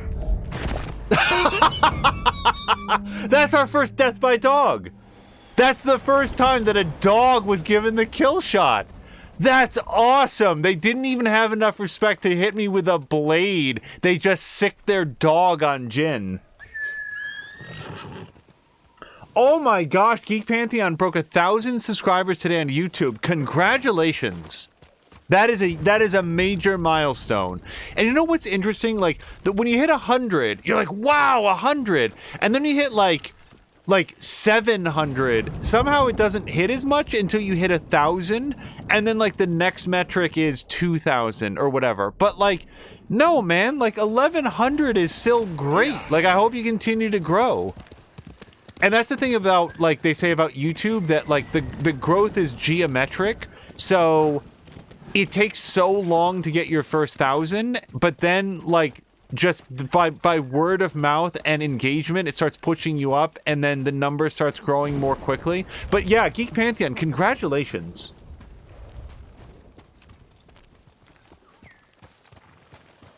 Hugh wants him to hit 100 million subs legit. Just has no clue about YouTube. He watches videos there, but barely knows what his account should do. Honestly, Hugh, I don't think anybody knows what YouTube can do anymore. I feel like YouTube is increasingly like trying to predict the economy or cast chicken bones or something else. It's just like, what does YouTube do and how does it work? I don't know. Oh, that's right. This bird keeps leading me to this place where there is nothing and nothing to pick up. Keeps tricking me. Pardon me, tricking me about that. Let's go find the gift altar.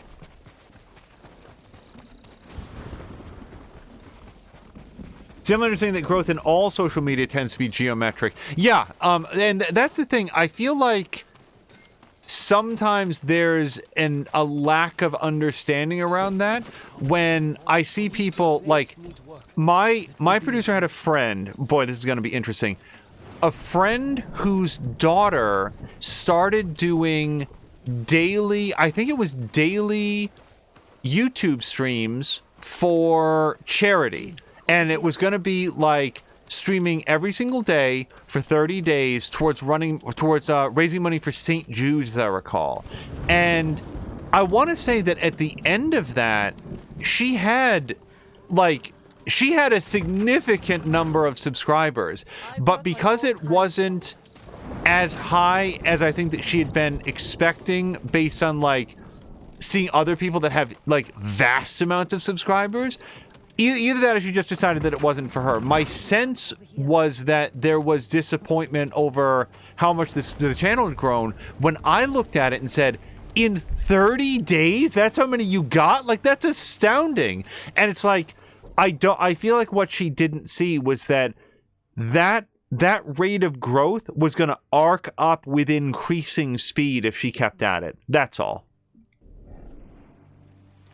So Yuna wants to do something, and she says, when we go to talk to her, it says, you're about to start a new tale.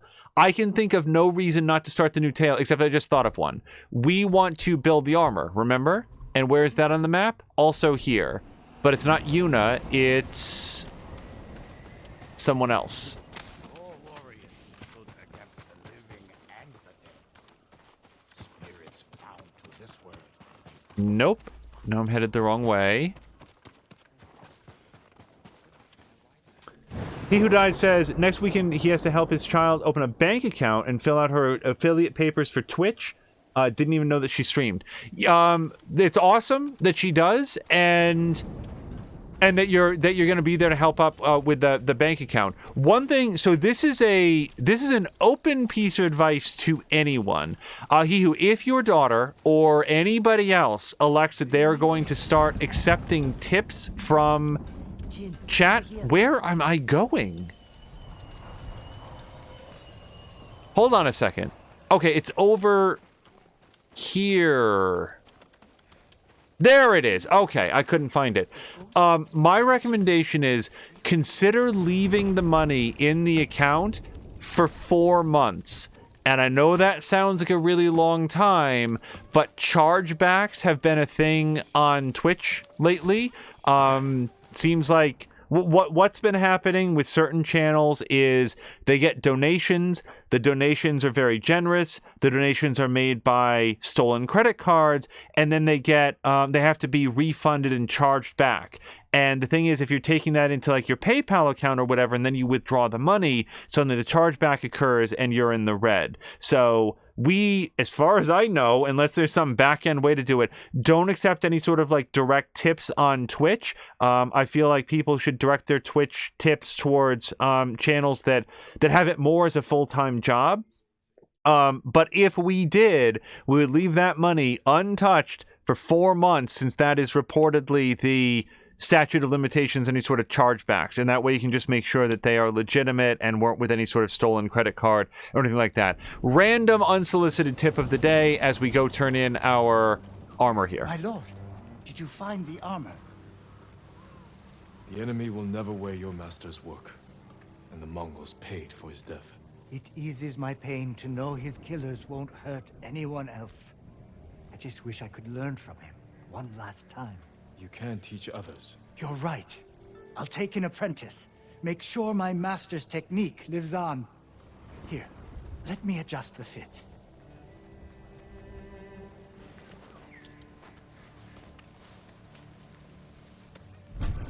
Yeah. I don't know that we're going to be wearing this one. I like all of Jin's other armor sets, but looking like the Mongolians. So I intended to do this during the last stream when Marquak was here, because I did want to circle back to an interesting topic that Marquak had brought up during a particularly story-heavy episode about, like, do the ends justify the means, which is, as much as anything else, one of the central themes of this game. So we got a Conqueror's Mask, Mongolian helmet, and then the Mongolian armor, commander armor. And this gives us a major increase to health, reduces all damage by a major amount. Oh, okay, hold on. Disguises you while out of combat, massively reducing Mongol detection speed. So it is, among other things, a stealth set for going around Mongolian bases. That's interesting. And there's no upgrades to it. Also interesting. Okay.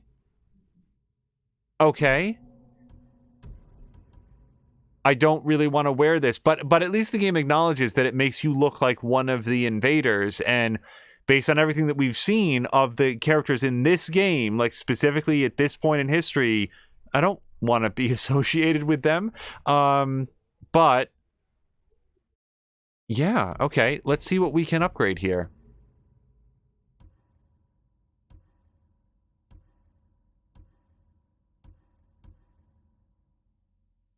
Killing enemies restores a moderate amount of health. That can be especially handy if you are sneaking around. Let's put that in, but I don't know if I'm going to keep it.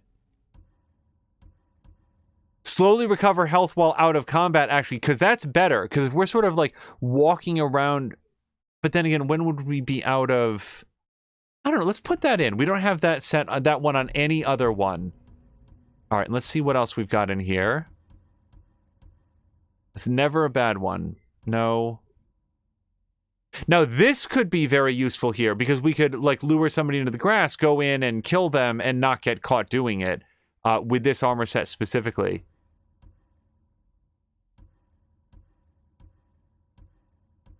Oh, now we're out of this. Yeah, let's do the remain hidden while assassinating enemies in grass.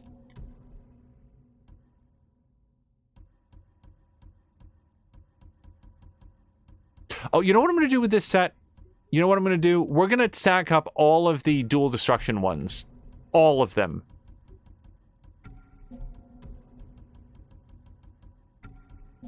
By my calculation, this should give us a 1,000,000% chance to deal double damage. Yeah. What would my uncle think if he saw me in this? Oh, I think he'd forgive you.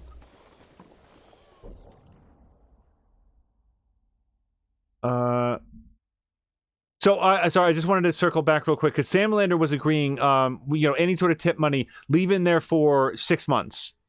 Yeah, that's probably even a safer bet. So I would co-sign that. But also, pause for 1 second because I'm thinking, he who said that his daughter's going to leave it in the bank to be saved up, which is the way to think it. Here's my advice: don't consider it income. Consider it like you're putting away money for like a vacation or like a gift or like. Just let that sit in there for a while. Savings account, let it get some thing. So Geek Pantheon says the YouTube algorithm is the most temperamental pet you've ever had. You do everything you can to keep it happy, but it desires change constantly. And then further says something that messed him up early on was looking at early videos from similar creators to him because their view counts made it look like they blew up overnight, when the truth is obviously that after they got big, people went back and watched, but it still messed with his head early on. Yeah, and that is... I'm not wearing this around, at least not right now. We'll wear this if we are venturing into enemy territory. I'm glad to have it, but I don't want to wear it. So, I can think of no real reason not to talk to Yuna right now. Oh, except that it is 9:50, isn't it? Okay, as opposed to starting a major story beat, let's go get whatever this is. Oh, wait, let's go get whatever this is. I mean, fast travel right next to it.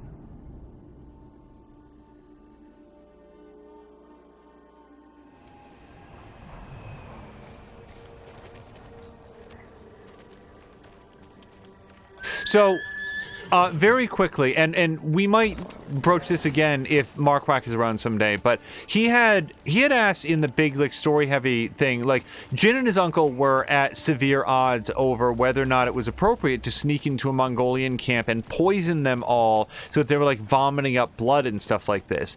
And we were talking about it, and I'm very much on Jin's side here, even though I do see Uncle Shimura's point of view on it. I don't happen to agree. And Mark Wack had said, so, do the ends justify the means? And I said, in this case, they absolutely do. Part of that, and I think that one of the most, and I drew the comparison to, if Jin was saying, let's go, like, massacre the Mongolians, like, women and children who are not active combatants here, that I would absolutely be opposed to. But to draw an even, like, more specific point on it, the difference here is that the Mongolians came here. They are the invaders. They are the attackers. They're the ones that it's overthrowing. This is not a built-in civil war that's occurring. I mean, at points it is. But specifically with regards to the Mongolians, which is where that conversation was occurring, this is not a collectible flag, it turns out. Oh, but it is a bamboo strike! They came here looking for a fight, and they came here with all the brutality and murder and child separation and everything else that you can envision. And now Jin is supposed to be the one to sort of like play by the rules and face them in honorable combat. And I just like the advantage to doing what Jin does is that fewer Japanese lives are lost in repelling the Mongolian invaders. And that to me, oh, hello, hello to Mark Quack. Yeah, so very quickly, we were just talking about the do the ends justify the means. And as a, like, that is not like a rule chiseled in stone. Within this very specific context of repelling an invading force, and the alternative to poisoning their fermented milk is many Japanese samurai and more innocent people will be killed by it, then Jin's means absolutely are justified by the ends. And I just wanted to like clarify that there's the element of like, he's defending innocent people against an active and ongoing invasion. It's not a hypothetical future threat that we want to prevent. It is, this is a massacre that is happening all around us right now, and I can stop it through guile and subterfuge. Go guile and subterfuge. Okay. I was about to say I did it perfectly and have no questions about my performance, and certainly not that I think that I hit L1 too many times. Simlander says, like I said, the ends justify the means in this game because the invaders are obviously evil and Jin is obviously good. Wait, what is this? We're right next to a pillar of honor somewhere, slightly over here.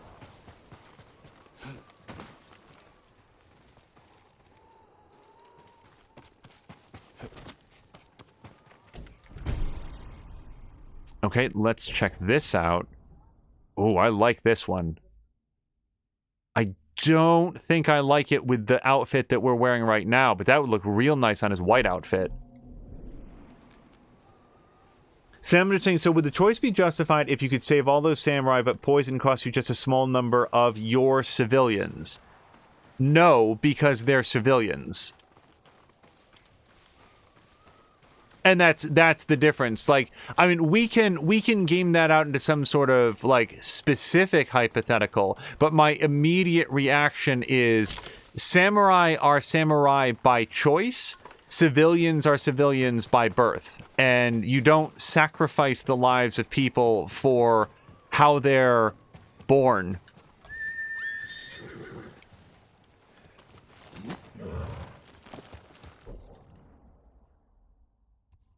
Loyal Friend's grave, yeah, that's where Sora died, everybody. Or that's where Sora is buried. I assume that Jin didn't move the body too far. Similar saying that would be a much more interesting choice for Jin. So one thing, Sucker Punch does many things extremely well. Combat, as we're learning, both ranged combat in the Infamous games and now melee combat in this game. I like the way that they do parkour. When you first start off, like jumping on things in Infamous, for example. Oh, hold on. Mysterious Firefly is here and wants to go this way. When you start jumping around in Infamous, sometimes it feels like your hands are a little bit too magnetic and they will just stick to anything. But as you get more comfortable with it, at least in Infamous 1 and 2, you do get more comfortable with it, and you learn to appreciate all of the ways in which you can navigate the world and all of the different things that your character is willing to clamber up onto. However, one thing that, at least in the games that I've played, Sucker Punch does not do very well is moral nuance.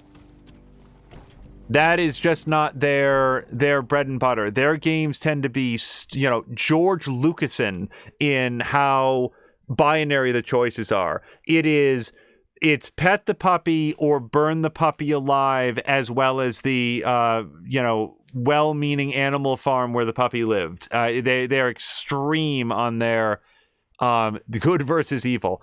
Cry for help. With my last carrier pigeon, I pray this note finds pitying eyes and ears. Please send help to kin. At first we thought it was a terrible plague, but the invaders were unharmed. I don't remember who first figured it out. Poison. The invaders have poisoned us. Mounds of the dead blacken the sun. I doubt I will see another week of life, but I can hear a baby crying. I don't dare go out. Please, someone help us. Which is, I think, meant to be the other end of this. Like, we're talking about it right now, and here we are back in an area that has been thoroughly pillaged by the Mongolians, and one of the ways that has happened is they poisoned everyone. They used Jin's own tactics against him. And is that cost worthy? Like, the price that how to say this, the cost that Jin has incurred is now being paid by others, and that I think hits him much harder than the disapproval of his uncle. I really want to read chat right now because this is interesting stuff.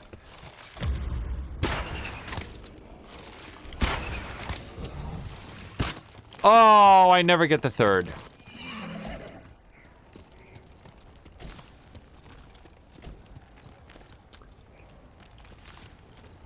Similar saying also samurai or samurai by birth. It's like knights back in the day.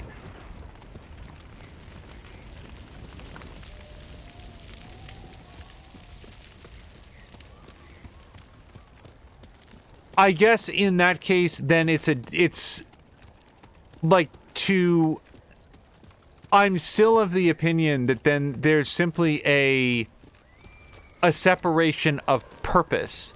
Samurai are samurai with the express purpose of fighting and giving their lives to a greater cause. In this case, the greater cause of a free Tsushima.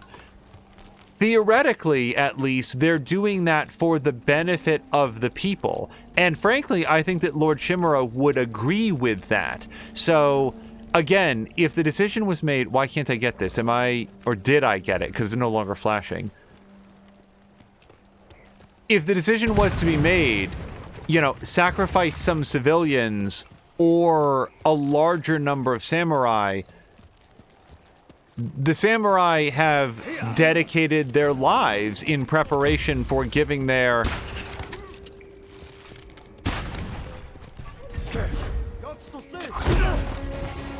Wow, he's still alive, man. Okay.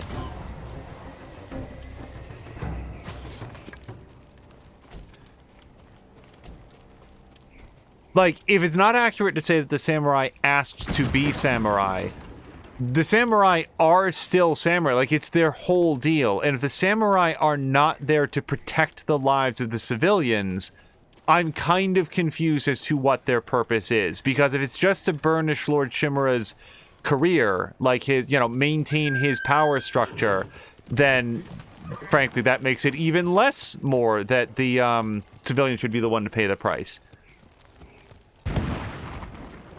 So Geek Pantheon's gonna go film a video. Geek, I hope it goes really well, and that, I hope it goes really well, and we'll see you later on. So Markwax likes that the Jin's way of conducting the fight is distasteful to some of his people. It would be better for them to lose and die with honor than win with devilish means. I very much like that is... I like that as a concept. I likened it in the past to Roosevelt's quote about cutting the arts and music in order to help finance for World War II, and his response was, if we do that, then what are we even fighting for? What are Jin and his family fighting for if they're going to give up all of the ideals that they claim to believe in order to win this battle? And again, to me, what I come back to is if Jin's father decides that he is going to die in honorable combat by, living up to his ideals, that's on Jin's father. However, there's a lot of other people involved here. The entire citizenry of, how do I get here? Okay. Of Tsushima. So we could go undercover, but we're not going to. Let's see if we can charge up ghost mode for a while.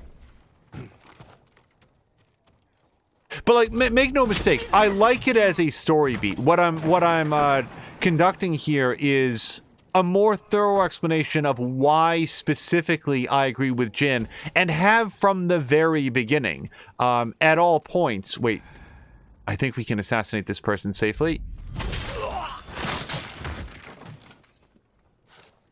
At all points, I have wanted to make use of his entire variety of tools because I think they're cool, I think they're fun, and I think that they are effective in saving the lives of the people of Tsushima.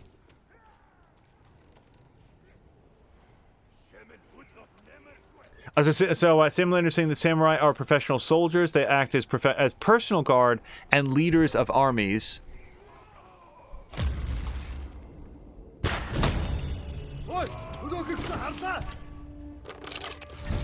Ready? Okay, whatever. Well, there goes my ghost mode, because what the fuck? Clearly they have a Hwacha around.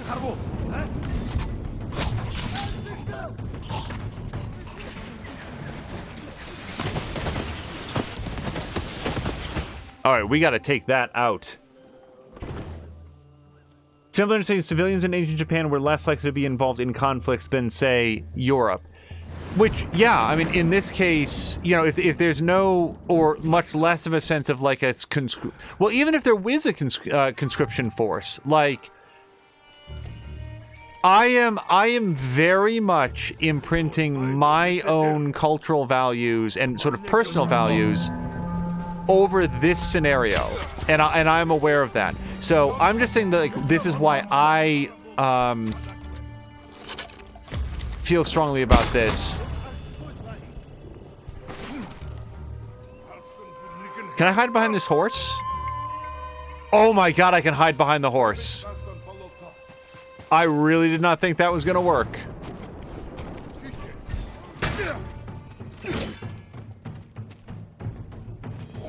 Oh, I can't block that, genius.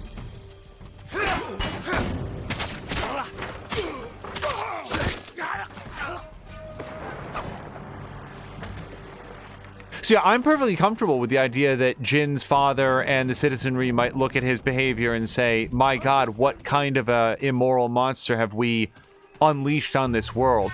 I am old enough to remember an age when people looked at people like Wes Craven and Robert Englund and said, what kind of depraved monsters could make movies like Nightmare on Elm Street? Like, they must be just sick in the head. And I feel like as a society we sort of like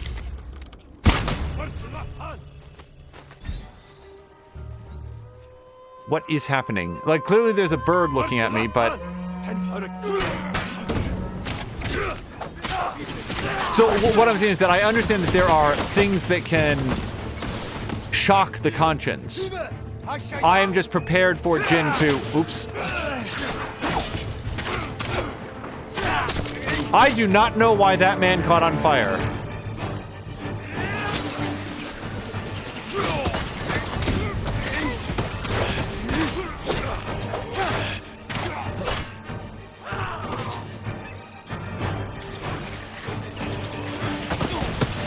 Oh, he was smarter than I was. I did not see that warning.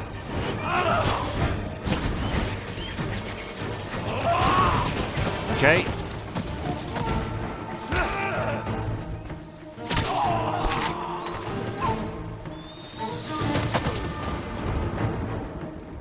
So, one of the issues is I do not know where that Hwacha is firing from. Oh, there it is. Okay, so we did this once, but what I was about to say is we did this once before. I can't get up while on fire. I just die again. Sorry, 1 second. Someone's saying civilians... Okay, and at the end of this, his uncle would be perfectly within his rights to look at Jin and say, thank you for saving Tsushima, but you've dishonored yourself, and expect Jin to commit seppuku. And Jin might choose to do that. It frankly would not surprise me, because Jin feels a responsibility to Tsushima and to the people that live here. Once this, Jin, why are you all blurred out these days when you zoom in?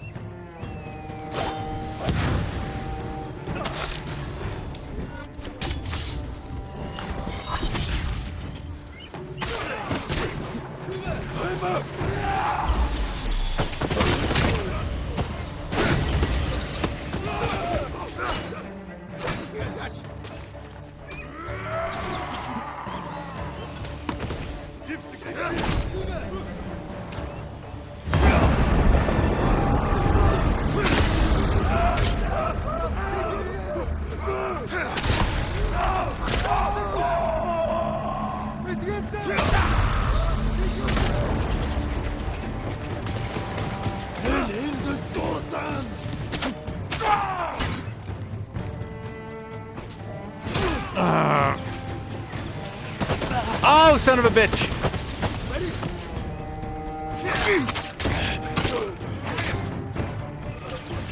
Okay, I gotta get the hell out of here!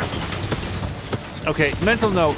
Don't put your sword away while you're, you know, the unbreakable, unstoppable animation while the flame arrows are raining down.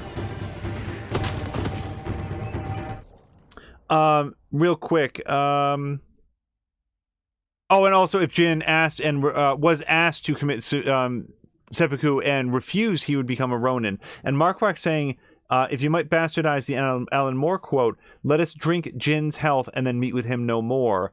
And then that artillery is very effective. Yeah, isn't it? It is very effective, but much more fun when you're the one at the controls.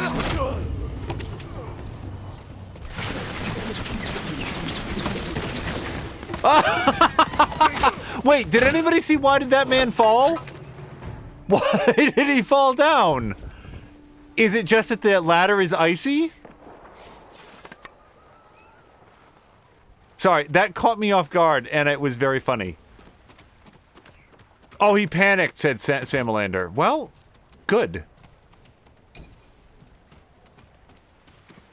Yeah, what I want to be careful of, one of the reasons that I wanted to circle back for it is that the ends justify the means has been used in recent years by, say, the United States of America to torture prisoners of war, some of whom have been guilty of absolutely nothing and remain incarcerated to this day at American facilities, sometimes having survived years of torture to provide no information because they'd never done anything wrong whatsoever. And that program exists based on the idea that the ends would justify the means. And it's not an argument that I'm comfortable making, but as Samlander pointed out, in this circumstance, in this video game, the lines between good and evil are extremely bright, perhaps unrealistically so. I'm not familiar enough with this period in Japanese history to know if, like, the Mongols weren't as bad as advertised. They seem like they were pretty bad, but again, I don't know too much about history. And by the way, when I say that, I'm not just drawing on this video game to inform my historical knowledge, which again, just pointing out, is very minimal.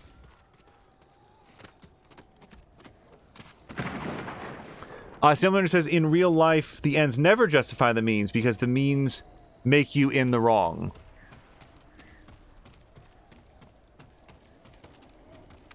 So one of the most specious arguments for the ends justify the means is the ticking bomb scenario that there's, you know, an abducted child that's in imminent danger, and the person that knows where they are and so forth is in your custody, and you know that you can save that child if only you shove white-hot razor pokers up underneath their fingernails. Like, that'll make them talk, and they'll definitely tell the truth if you do that.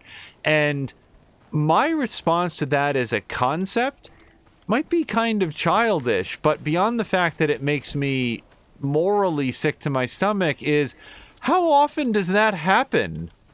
Do we need a torture program? A domestic torture program, even, to cover the dozen times a week that that's happening countrywide? Because it feels to me like that's not such a common scenario that we should have like a broad-based policy centered on preventing that from happening. Which is sort of a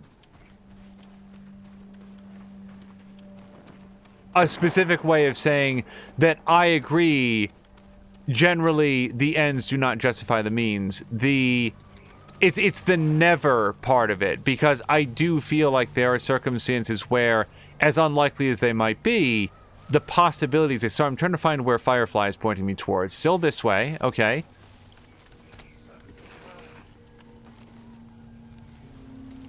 Someone's saying the one time that's ever happened is more likely of how believable the excuse is. It's reducto ad absurdum.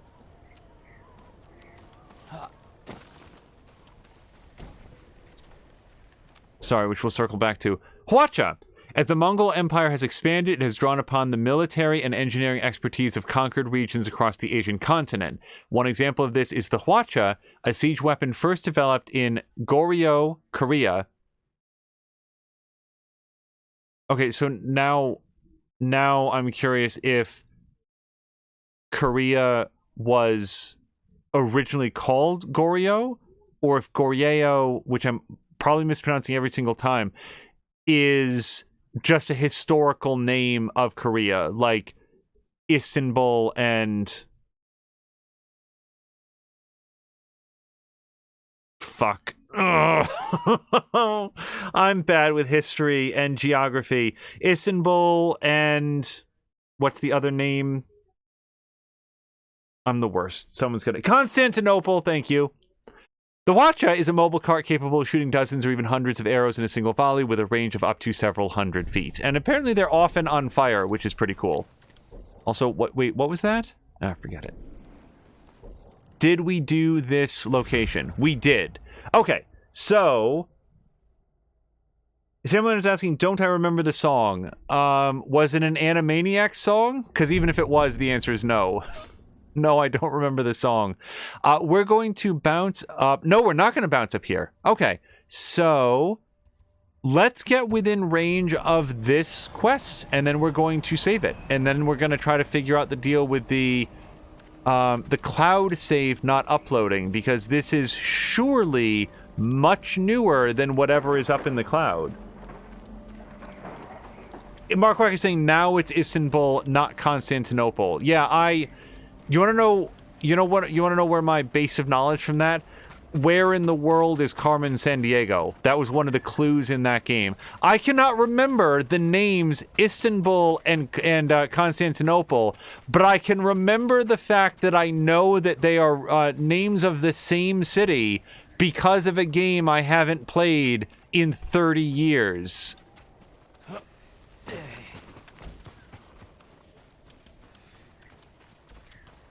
I'm not starting that quest, Yellowbird. Don't even think about it.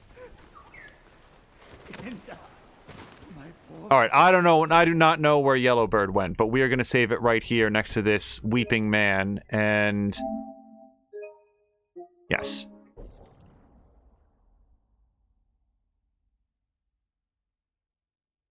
Oh, so someone's going to find the song so we can watch it after stream. Yeah, somebody, oh gosh, was it Azaric, I think, sent a link to a Sarah Bareilles song, because he made reference to a Sarah Bareilles song, and I thought it was a Meredith Brooks song, and no, he was thinking of a completely different song, and he did send it in Discord, I believe, and we did watch it, and it was quite good, and I don't think I ever called him back on that, so...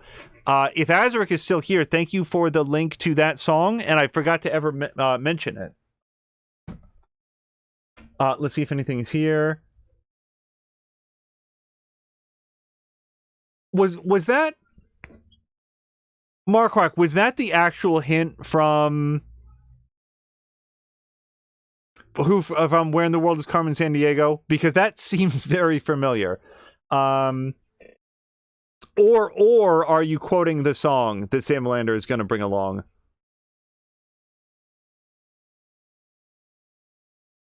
Oh, Sam Lander's asking if you can post a link. Yes, and I don't think you have to have any permission. It should come right up. Sweet as whole at Auspicious Angel. Now I don't know what we're talking about. Oh, Geek Pantheon says the video took less time to film, which means editing will take less time, which makes him happy. That's cool. Oh, and it is the song lyrics. Sam Lander has the video, and no one has told me that they might be giants. Okay, so I do very much like all the music that I've heard from They Might Be Giants. I don't think I'm familiar with this song. Yeah, that's it. So I have to jump off here. I'm going to have what will probably now be a very, very light dinner, and then... I doubt very much that we will be on tomorrow because we will be joining with Mia and Feecrest for our second major pass at trying to get some Star Trek Bridge Crew. My understanding is that the technical issues have been worked out, and we will be doing some co-op tomorrow, and hopefully starting from the start of the campaign, because that would be a lot of fun to go through. More Than Me is saying that Sweetest Hole is the name of the Sarah Bareilles song that Azaric had linked to. Fikra says this is amazing. And Similar is saying, obviously, you've never watched Tiny Toons. Oh, I've watched tons of Tiny Toons. I don't know if it would hold up today, but they used to do a bunch of music. So was it They Might Be Giants who did Particle Man? I remember that being one of the songs that was in there that my friends and I really, really liked. And there was another Tiny Toon song that was really catchy that I think might have been They Might Be Giants. But unfortunately, I have to... Captain Feecrest, of course. So much and Istanbul. I'm gonna have to watch this after this. Okay, we have to go. So I want to thank everybody for joining us for episode 25 of Ghost of Tsushima, our second major PS5 stream, and it went great. And no, I did not forget. So on the topic of music, I want everybody to go check out Tashir's upcoming album. It is coming out on December 15th, which is almost exactly 1 week from today. It's 8 days from today. And given how late it is today, we might as well call it a week. December 15th, Tashir Raze's brand new album, Just Because. Yeah, I almost said Because I Can. That was the previous one. Just Because. It's going to be out on Bandcamp. You can find a link to it on his Twitter right now. And we need to update the command that would do it, because we want to make sure that there's a shout out for both Streamer Effects, but also for the upcoming album, because that is very exciting. He does some fantastic music. 12/15 will be his birthday as well, and that is very exciting stuff. So with that very quick shout out, we will see you again tomorrow for twitch.tv/morethanamia. Please check out many of our wonderful friends that you will find here on our About page, and even more wonderful friends that do not appear there. Sam Melander, the Geek Pantheon have been in chat. He Who Dies is there. Diesel Jones, Papalotko, JV McMaster, Mr. Binky, Toxic with 2Ks. There's so many that I'm forgetting, and I apologize, but it is late and we're going to have to jump out here. Let's go find somebody fun to raid, and we'll see you guys again tomorrow. Until next time, you guys, thank you so much, and I hope you have a great night.